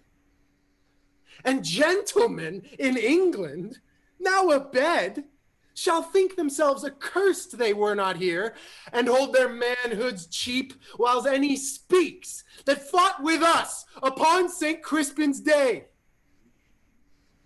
Sovereign Lord, bestow yourself with speed. The French are bravely in their battles set, and will with all expedience charge All us. things are ready, if our minds be so. Oh, perish the man whose mind is backward now. Thou dost not wish more help from England, coz. Oh, God's will, my liege. Would you and I alone, without more help, could fight this royal battle? Why now, thou hast unwished 5,000 men, which likes me better than to wish us one. You know your places. God be with you all. Once more I come to know of thee, King Harry. If for thy ransom thou wilt now compound before thy most assured overthrow, for certainly thou art so near the gulf thou needs must be englutted. Besides, in mercy, the constable desires thee thou wilt mind thy followers of repentance, that their souls may make a peaceful and sweet retire from off these fields, where wretches, their poor bodies must lie and fester. Who hath sent thee now? The Constable of France. I pray thee, bear my former answer back. Bid them achieve me and then sell my bones. Good God! Why should they mock poor fellows thus? The man that once did sell the lion's skin while the beast lived was killed with hunting him. Many of our bodies shall no doubt find native graves, upon the which I trust shall witness live in brass of this day's work, and those that leave their valiant bones in France, dying like men, though buried in your dunghills, they shall be famed. For there the sun shall greet them and draw their honors reeking up to heaven. Let me speak proudly. Tell the constable, we are but warriors for the working day. Our gayness and our guilt are all besmirched with rainy marching in a painful field.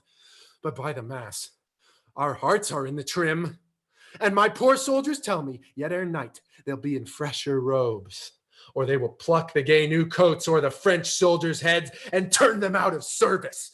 If they do this, as if God please they shall, my ransom then will soon be levied. Herald, Save thy labor, come thou no more for ransom, gentle herald. They shall have none, I swear.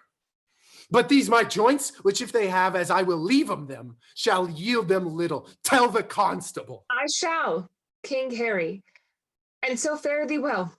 Thou never shalt hear herald any more. I fear thou'lt once more come again for ransom.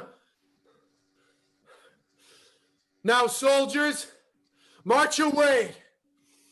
And how thou pleasest, God, dispose the day. So our scene must to the battle fly, where, oh, for pity, we shall much disgrace with 4 or 5 most vile and ragged foils, quite ill-disposed, in brawl ridiculous, the name of Agincourt. Yet sit and see, minding true things by what their mockeries be.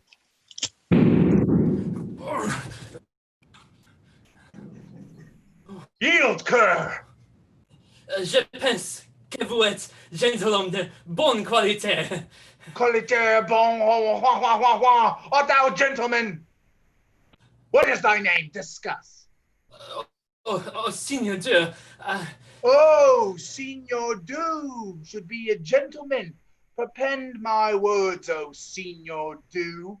And mark, O Signor Do, thou diest on the point of fox, except, O Signor, thou do give me egregious ransom. Est-il impossible d'échapper les forces de ton bras? Rascal!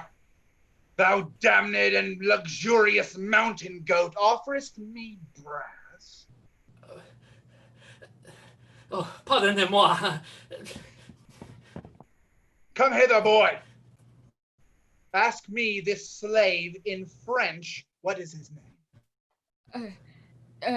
Écoutez, comment vous appelez?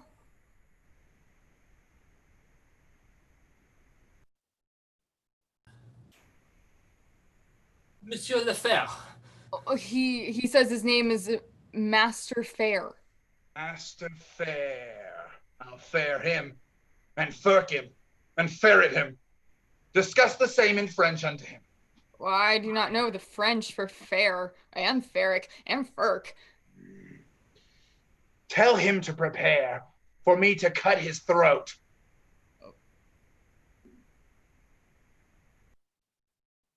Discuss. Que dit-il, monsieur? Il m'incommode de vous dire que vous êtes-vous prête, car ces soldats ici disposent tout à cette heure de couper votre gorge. Ah oui, coupe la gorge, permafoy. Peasant, unless thou givest me crowns, brave crowns, or mangled shalt thou be by this my sword. Oh, je vous supplie, pour l'amour de Dieu, me pardonnez. Je suis gentilhomme de bonne maison. Gardez ma vie et je vous donnerai 200 écus. What are his words? He prays you save his life. He is a gentleman of a good house, and for his ransom, he will give you 200 crowns. Tell him my fury shall abate, and I the crowns shall take. Petit monsieur, que dit-il? Encore qu'il est contre ce chemin de pardonner qu'un prisonnier, néanmoins, pour les coups que vous l'avez promis, il est content de vous donner la liberté, le franchissement. Oh, sommet généreux, je vous donne 1000 récemment, et je m'estime heureux que je l'ai tombé à ton main d'un chevalier. Je peins le plus brave, valiant et très distinguished seigneur d'Angleterre. Expound unto me, boy. He gives you, upon his knees, 1,000 thanks, and he esteems himself happy that he hath fallen into the hands of one, as he thinks, the most brave valorous and thrice worthy Signor of England. As I suck blood, I do show some mercy. Follow me. Suivez-vous, la grand capitaine. I did never know so full a voice issue from so empty a heart. But the saying is true, the empty vessel makes the greatest sound. Bardolph and Nym had 10 times more valor than this roaring devil in the old play, that everyone may pare his nails with a wooden dagger. And they are both hanged. And so would this be, if he durst steal anything adventurously. I must stay with the lackeys, with the luggage of our camp. The French might have good prey of us if he knew of it, for there is none to guard it but boys. Oh.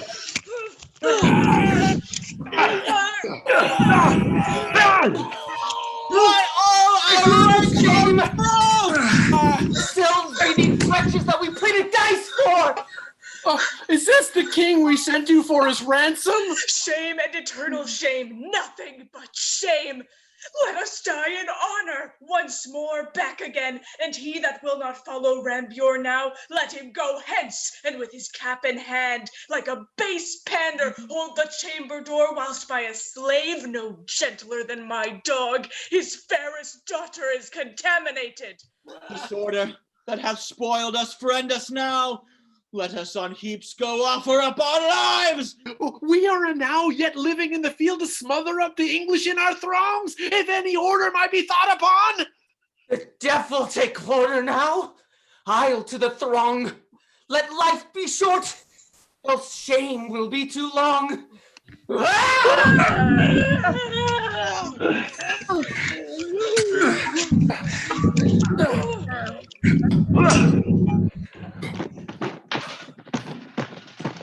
Well, have we done, thrice valiant countrymen? But all's not done. Yet keep the French the field. Duke of York commends him to your majesty. Lives he, good uncle? Thrice within this hour I saw him down, thrice up again in fighting. From helmet to the spur all bloody was. In which array, brave soldier, doth he lie, larding the plain? And by his bloody side, yoke fellow to his honor-owing wounds. The noble Earl of Suffolk also lies. Suffolk first died, and York, all haggled over, comes to him where in gore he lay steeped, and takes him by the beard, kisses the gashes that bloodily did spawn upon his face, and cries aloud, "Tarry, dear cousin Suffolk, my soul shall thine keep company in heaven." He smiled me in the face, wrought me his hand, and with a feeble gripe says, "Dear my lord, commend my service to my sovereign." So did he turn over Suffolk's neck. He threw his wounded arm and kissed his lips. And so, espoused to death with blood, he sealed a testament of noble ending love. Pretty sweet manner of it forced those waters from me which I would have stopped. I had not so much of man in me. And all my mother came into mine eyes and gave me up to tears. I blame you not. For hearing this, I must perforce compound with mistful eyes, or they will issue too. But hark! What new alarm is this same? French have reinforced their scattered men. Then every soldier kill his prisoners. Give the word through.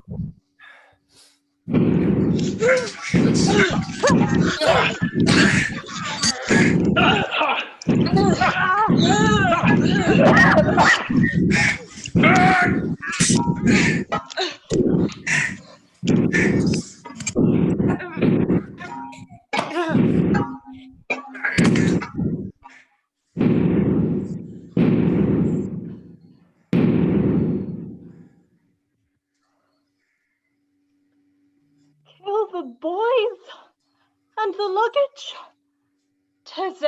expressly against the law of arms. 'Tis as errant a piece of knavery, mark you now, as can be offered. In your conscience now, is it not? It is certain.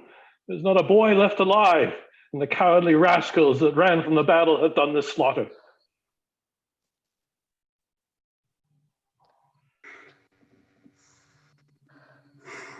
I was not angry since I came to France, until this instant. Take the trumpet, herald. Ride thou unto the horsemen on yon hill. If they will fight us, bid them come down, or void the field, they do offend our sight. If they'll do neither, we will come to them. Besides, we will cut the throats of those we have, and not a man of them who shall taste our mercy. Go and tell them so. I was the herald of the French, my liege. How now? What means this, herald? Knowst thou not that I have fined these bones of mine for ransom? Comest thou again for ransom? No, great king. I come to thee for charitable license, that we may wander o'er this bloody field to look our dead, and then to bury them. To sort our nobles from our common men, for many of our princes, woe the while, lie drowned and soaked in mercenary blood. So do our vulgar drench their peasant limbs in blood of princes, and their wounded steeds fetlock deep in gore with wild rage, yerk out their armored heels at their dead masters, killing them twice. Oh, give us leave, great king, to view the field in safety and dispose of their dead bodies. I tell thee truly, herald, I know not if the day be ours or no, for yet a many of your horsemen peer and gallop o'er the field. The day is yours.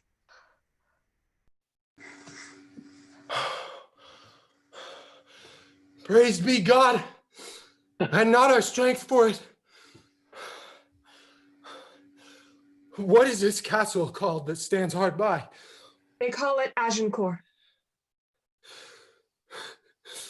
Then call we this the field of Agincourt, fought on the day of Crispin Crispian.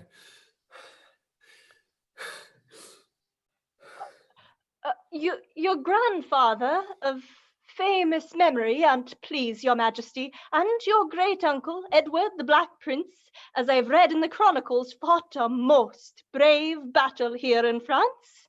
They did, Fluellen. Your majesty says very true. If your majesty's is remembered of it, the Welshmen did good service in a garden where leeks did grow, wearing leeks in their Monmouth caps, which your majesty know, to this hour is an honourable badge of the service. And I do believe your majesty takes no scorn to wear the leek upon St. Davy's Day. I wear it for a memorable honour, for I am Welsh, you know, good countrymen. All the water in the Wye cannot wash your majesty's Welsh blood out of your body, I can tell you that. God bless it and preserve it, as long as it pleases his grace and his majesty too. Thanks, good my countrymen. By Jesu, I am your majesty's countryman. I care not who know it. I will confess it to all the world. I need not be ashamed of your majesty. Praise be God, so long as your majesty is an honest man. God keep me so. Our heralds, go with them. Bring me just notice of the numbers dead on both our parts. Call yonder fellow hither. Soldier, you must come to the king. Soldier, why wearest thou that glove and thy cap? An it please your majesty, 'tis the gage of one that I should fight withal, if he be alive. An Englishman. And it please your majesty, a rascal that swaggered with me last night, who, if alive and ever dared to challenge this glove, I have sworn to take him a box of the ear. Or if I can see my glove and his cap, which he swore as he was a soldier he would wear if alive, I will strike it out soundly. What think you, Captain Fluellen? Is it fit this soldier should keep his oath?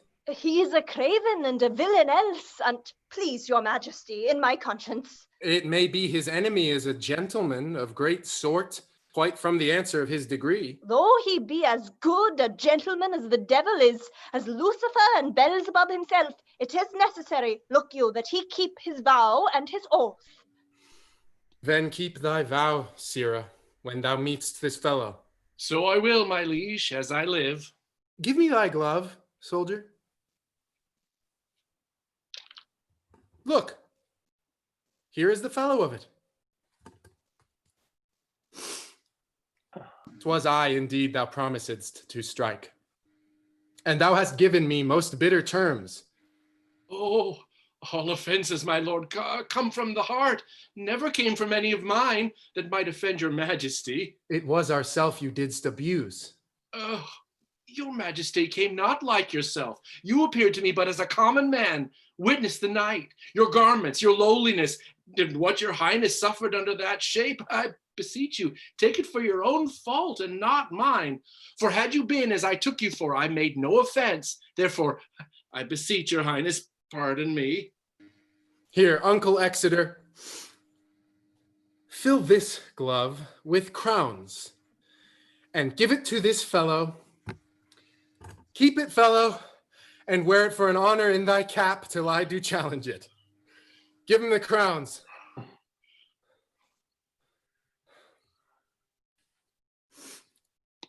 Now, Montjoy, are the dead numbered? Here is the number of the slaughtered French.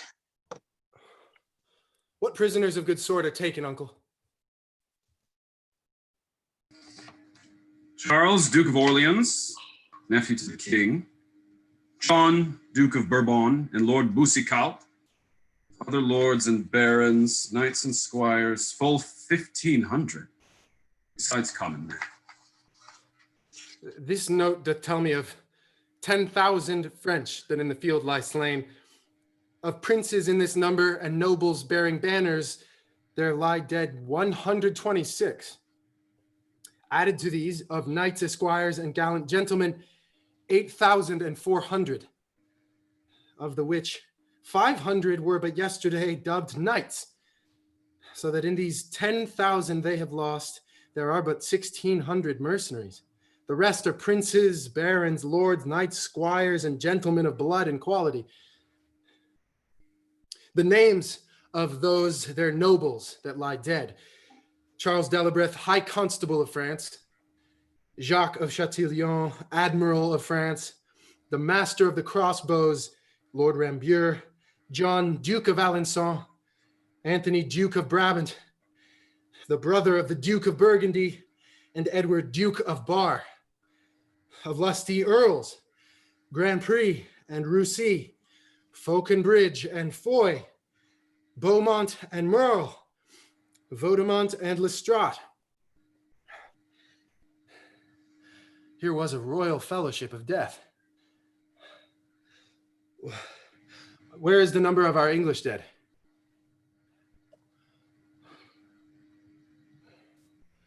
Edward, the Duke of York, the Earl of Suffolk, Sir Richard Ketley, Davy Gam, Esquire, none else of name, and of all other men but 25. Oh God, thy arm was here, and not to us, but to thy arm alone ascribe we all. When, without stratagem, and in plain shock and even play of battle, was ever known so great and little loss on one and other part? Take it, God, for it is none but thine. 'Tis wonderful. Come, go we in procession to the village, and be it death proclaimed through our host, to boast of this, or take the praise from God, which is his only. Is it not lawful, and please your majesty, to tell how many is killed? Yes, Captain, but with this acknowledgement that God fought for us. Yes, my conscience, he did us great good. Do we all holy rites? Let there be sung non nobis and Te Deum, the dead with charity enclosed in clay, and then to Calais, and to England then, where ne'er from France arrived more happy men.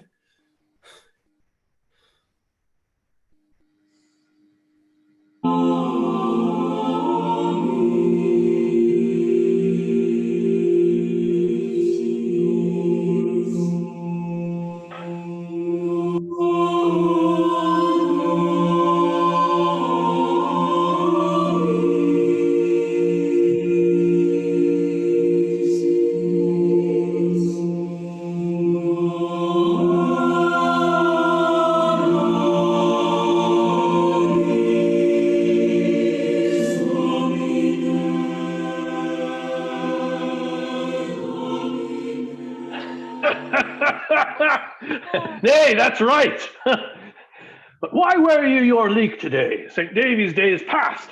There is occasions and causes why and wherefore in all things. I will tell you, as my friend Captain Gower, the rascally, scald, beggarly, lousy, bragging knave pistol, which you yourself and all the world know to be no better than a fellow, look you, of no merits. He has come to me yesterday and brings me bread and salt and bid me eat my leek. It was in place where I could breed no contention with them, but I will be so bold as to wear it in my cap till I see him once again, and then I will tell him a little piece of my desires. Oh, why, here he comes, swelling like a turkey cock. 'Tis no matter for his swellings nor his turkey cocks.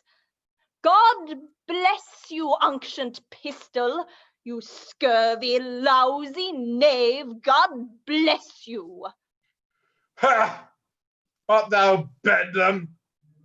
Dost thou thirst, base Trojan, to have me fold up Parker's fatal web? Hence, I am qualmish at the smell of leek. I beseech you heartily, scurvy, lousy knave, at my desires and my requests and my petitions, to eat, look you, this leek. Because, look you, you do not love it, nor your affections and your appetites and your digestions does not agree with it. I would desire you to eat it. Not for Cadwallader and all his goats. There is one goat for you. Ah! Will you be good, so good, scald knave, as to eat it?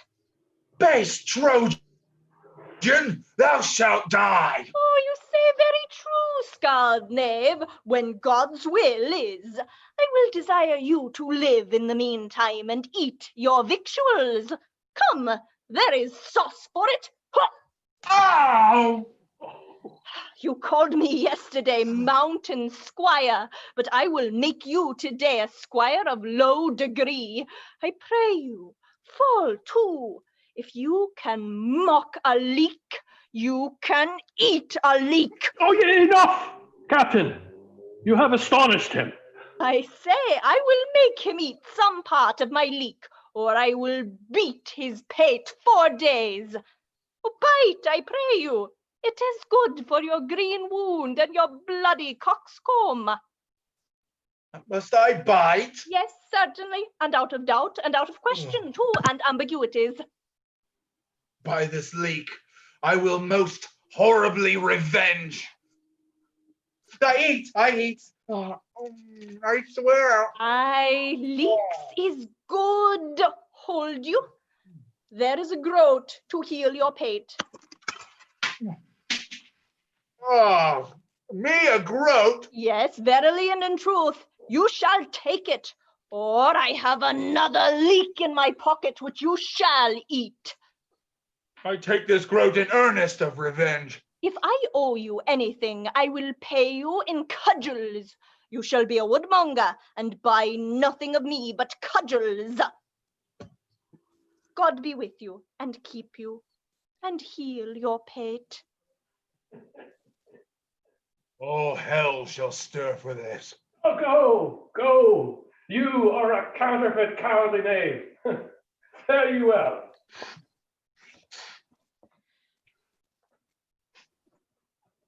doth fortune play the huswife with me now? News have I. My Nell is dead through the spittle of malady of France. And there has my rendezvous quite cut off. Old do I wax, and from my weary limbs honor is cudgeled. Well, bawd I'll turn, and something lean to cut purse a quick hand. To England will I steal, and there I'll steal. And patches will I get unto these cudgeled scars, and say I got them in the Gallia wars. Vouchsafe to those that have not read the story, that I may prompt them, and of such as have, I humbly pray them to admit the excuse of time, of numbers, and due course of things, which cannot in their huge and proper life be here presented. Now we bear the king toward Calais. Grant him there seen, heave him away upon your winged thoughts athwart the sea. Behold, the English beach pales in the flood with men, with wives and boys, whose shouts and claps outvoice the deep-mouthed sea. Harry, Harry, which, like a mighty whiffler for the king, seems to prepare his way. So let him land, and solemnly see him set on to London. But now behold, in the quick forge and working house of thought, how London doth pour out her citizens. The mayor and all his brethren in best sort, like to the senators of antique Rome, with the plebeians swarming at their heels, go forth and fetch their conquering Caesar in. Now in London place him. The emperor's coming in behalf of France to order peace between them, and omit all the occurrences, whatever chanced, till Harry's back returned again to France. There must we bring him, and myself have played the interim by remembering you, 'tis past. Then brook abridgment, and your eyes advance, after your thoughts, straight back again to France. Peace to this meeting, wherefore we are met. Unto our brother France, and to our sister, health and fair time of day. Joy and good wishes to our most fair and princely cousin, Catherine. And as a branch and member of this royalty, by whom this great assembly is contrived, we do salute you, Duke of Burgundy, and princes French, and peers, health to you all. Right joyous are we to behold your face, most worthy brother England, fairly met. So are you, princes English, every one. So happy be the issue, brother England, of this good day and of this gracious meeting. You English princes all, I do salute you. My duty to you both, on equal love, great kings of France and England, that I have labored with all my wits and my pains and strong endeavors to bring your most imperial majesties unto this bar and royal interview, your mightiness on both parts best can witness.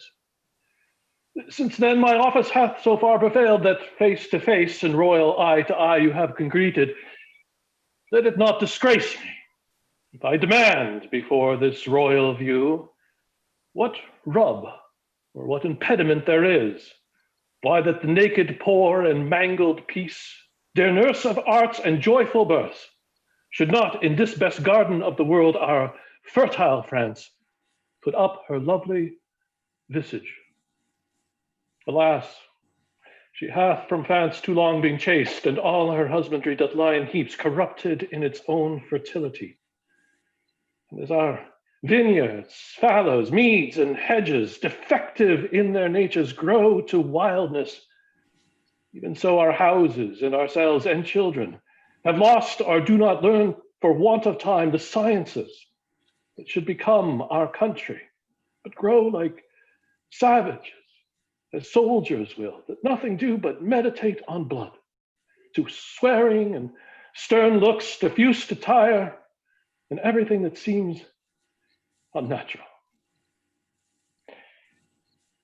which to reduce into our former favor you are assembled, and my speech entreats, that I may know the let why gentle peace should not expel these inconveniencies, and bless us with her formal qualities. If, Duke of Burgundy, you would the peace whose want gives growth to the imperfections which you have cited, you must buy that peace with full accord to all our just demands, whose tenors and particular effects you have scheduled briefly in your hands. The king hath heard them, to which as yet there is no answer made. Well then, the peace, which you before so urged, lies in his answer. I have but with a cursory eye o'erglanced the articles.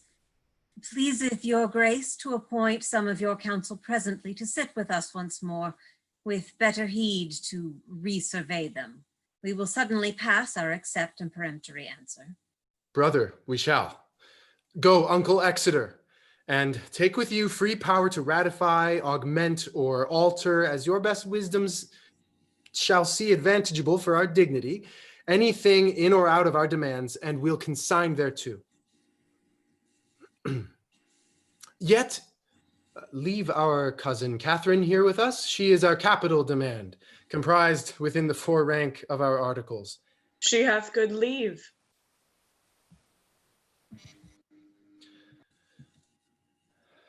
Fair Catherine, and most fair, will you vouchsafe to teach a soldier terms such as will enter at a lady's ear and plead his love suit to her gentle heart?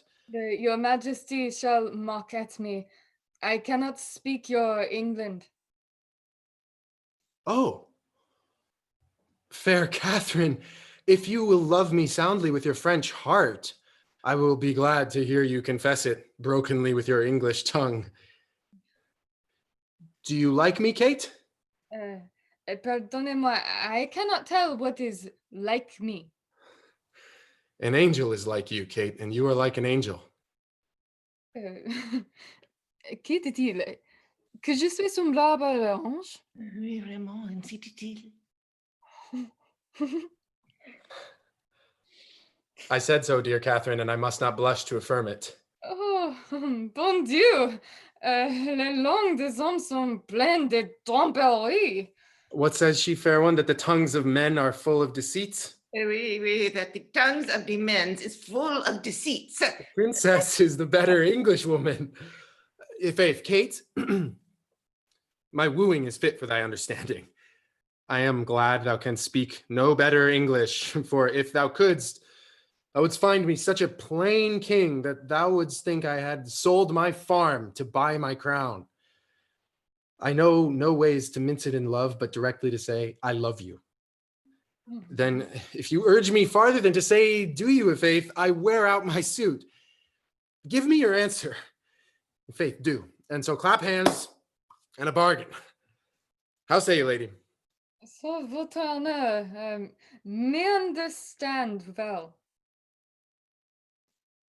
Mary, if you would put me to verses or to dance for your sake, Kate, why you undid me. For the one, I have neither words nor measure, and for the other, I have no strength in measure, yet a reasonable measure in strength. If I could win a lady at leapfrog or by vaulting into my saddle with my armor on my back, under the correction of bragging be it spoken, I should quickly leap into a wife.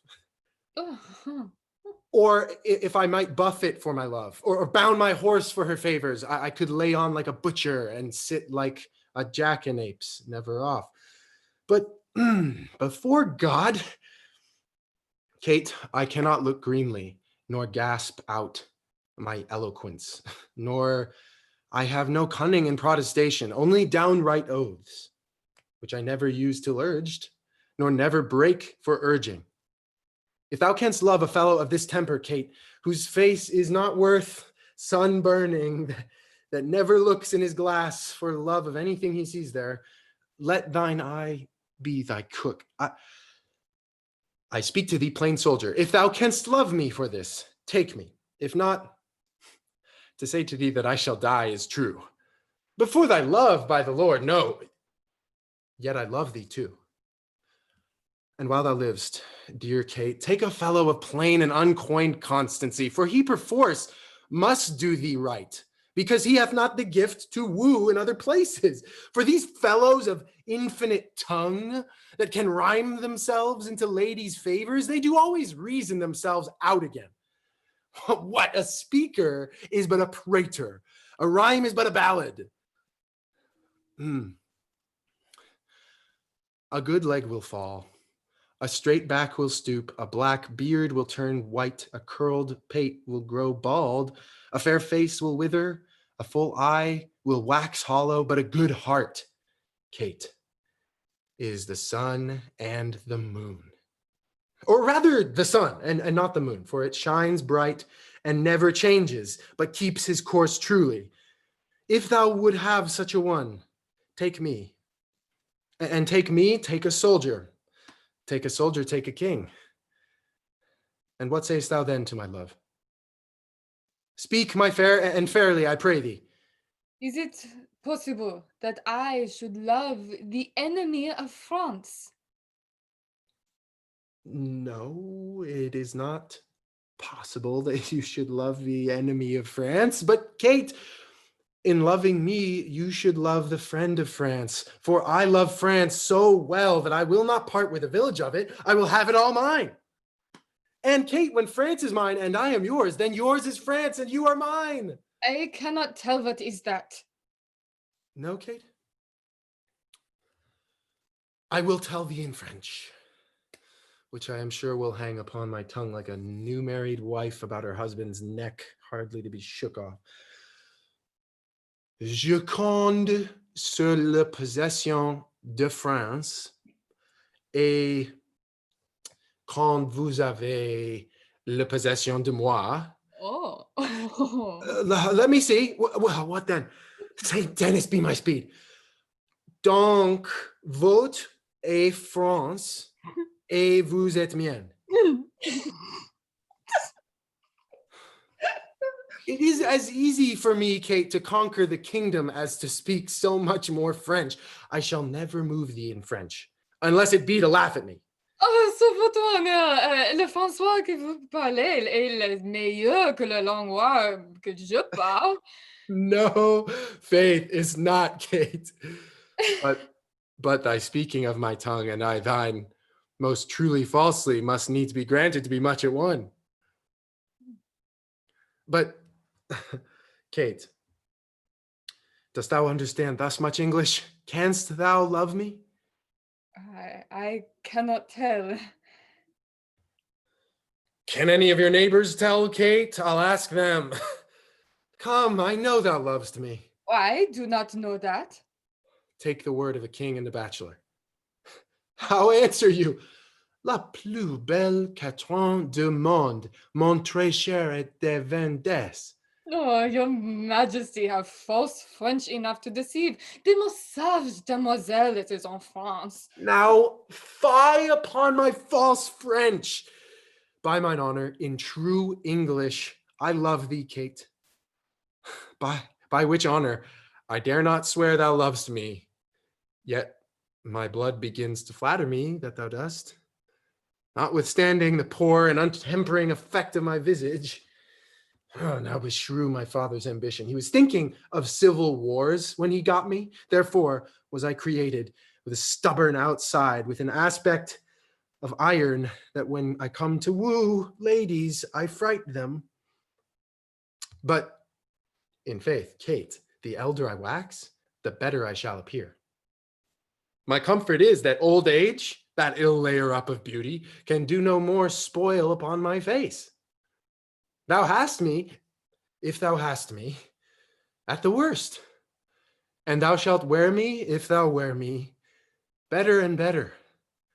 And therefore tell me, most fair Catherine, will you have me? Put off your maiden blushes, avouch the thoughts of your heart with the looks of an empress. Take me by the hand and say, Harry of England, I am thine. which word thou shalt no sooner bless mine ear withal, but I will tell thee aloud, England is thine, Ireland is thine, France is thine, and Harry Plantagenet is thine. Come, your answer in broken music, for thy voice is music, and thy English broken. Therefore, Queen of all, Catherine, break thy mind to me in broken English. Wilt thou have me? That is as it shall please the roi mon père. Nay, it will please him well, Kate. It shall please him, Kate. Then it shall also content me. Then I will kiss your lips, Kate. Oh, les dames et demoiselles pour hâter baisser devant la noce. Il n'est pas la coutume de France. It is not the fashion for the maids in France to kiss before they are married, she would say? Oui, vraiment. Oh, Kate, nice customs curtsy to great kings. Dear Kate, you and I cannot be confined within the weak list of a country's fashion. We are the makers of manners, Kate, and the liberty that follows our places stops the mouth of all fine faults, as I will do yours for upholding the nice fashion of your country in denying me a kiss. Here comes your father. God save your majesty. My royal cousin teach you our princess English. I would have her learn, my fair cousin, how perfectly I love her. And that is good English.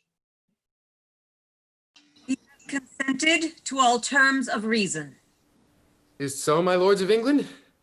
He hath granted every article, his daughter first, and then in sequel all, according to their firm proposed natures.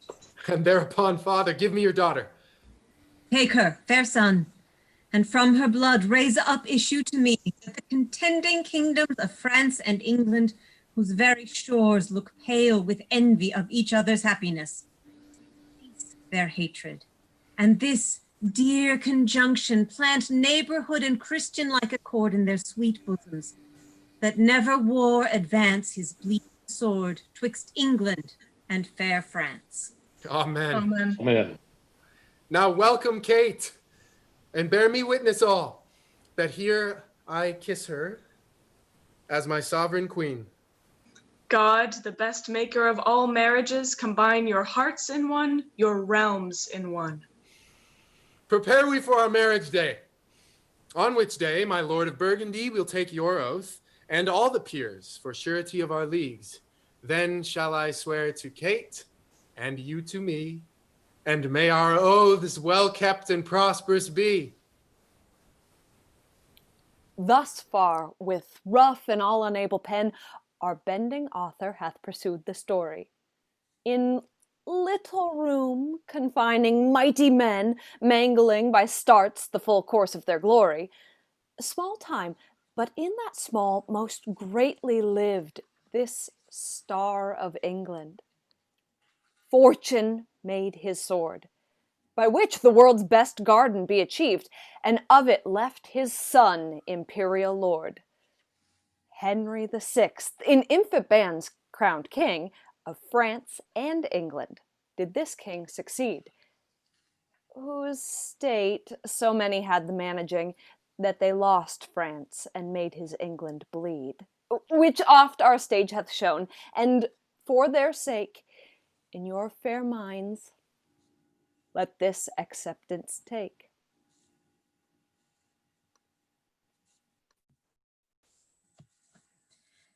Thank you so much for joining us and your virtual neighbors tonight as part of GreenStage's 32nd year of Shakespeare.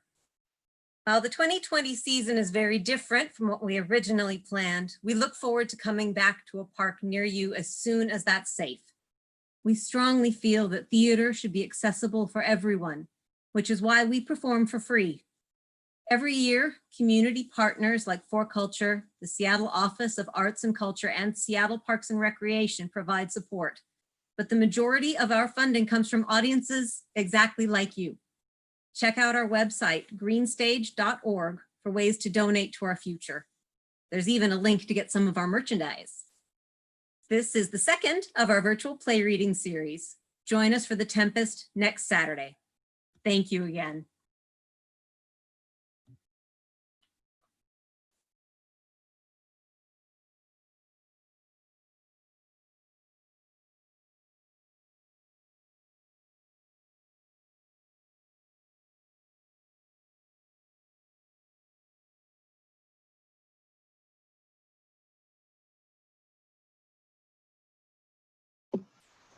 All right, everyone can come back on for the Q&A.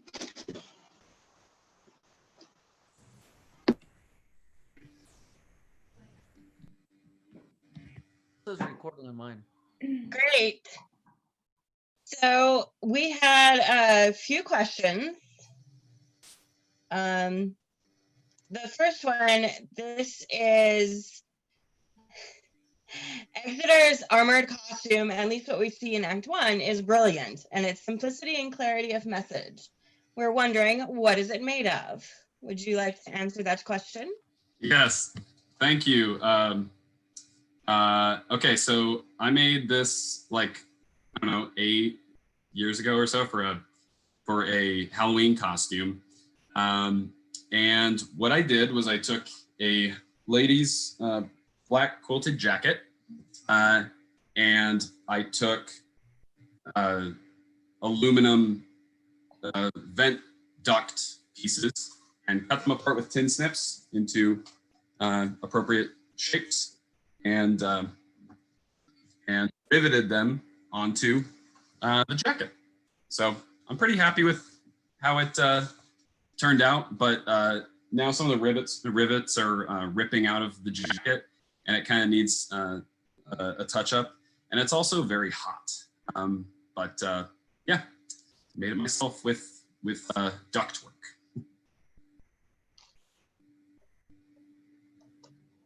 Great. Not getting a whole lot of questions. So if anybody has any questions, you can fill it out in the Q&A portion. But a lot of bravos go to everybody.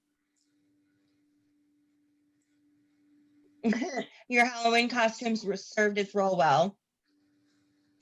All right, so I guess what we're gonna do is, how do you feel about acting over Zoom? Who wants to take that one? I mean, I think we Say all that one again, Heather. What was the question? It was, how do actors feel about acting over Zoom? I feel, I'm sure we all have our different opinion on it, but I feel like it's potentially, you know, a great format, but I myself still, it feels very alien to me still as a stage actor. So that's off the top of my head. Anybody else? I have something. It's a bit weird to have no audible audience reaction. And I think we can all agree that kind of fuels you as an actor on stage to feel and hear people in the space with you.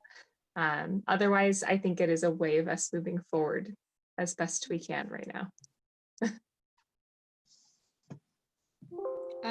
Something that I would say is that I definitely prefer acting in person with people, but there is something very beautiful about how it lowers the bar of entry for some people. Like, obviously it's not very accessible if you don't have a device that supports it or a constant internet connection, but in lots of ways I have experienced it being something that can really help people who don't normally have the opportunity to participate as an actor in a production or in this kind of way.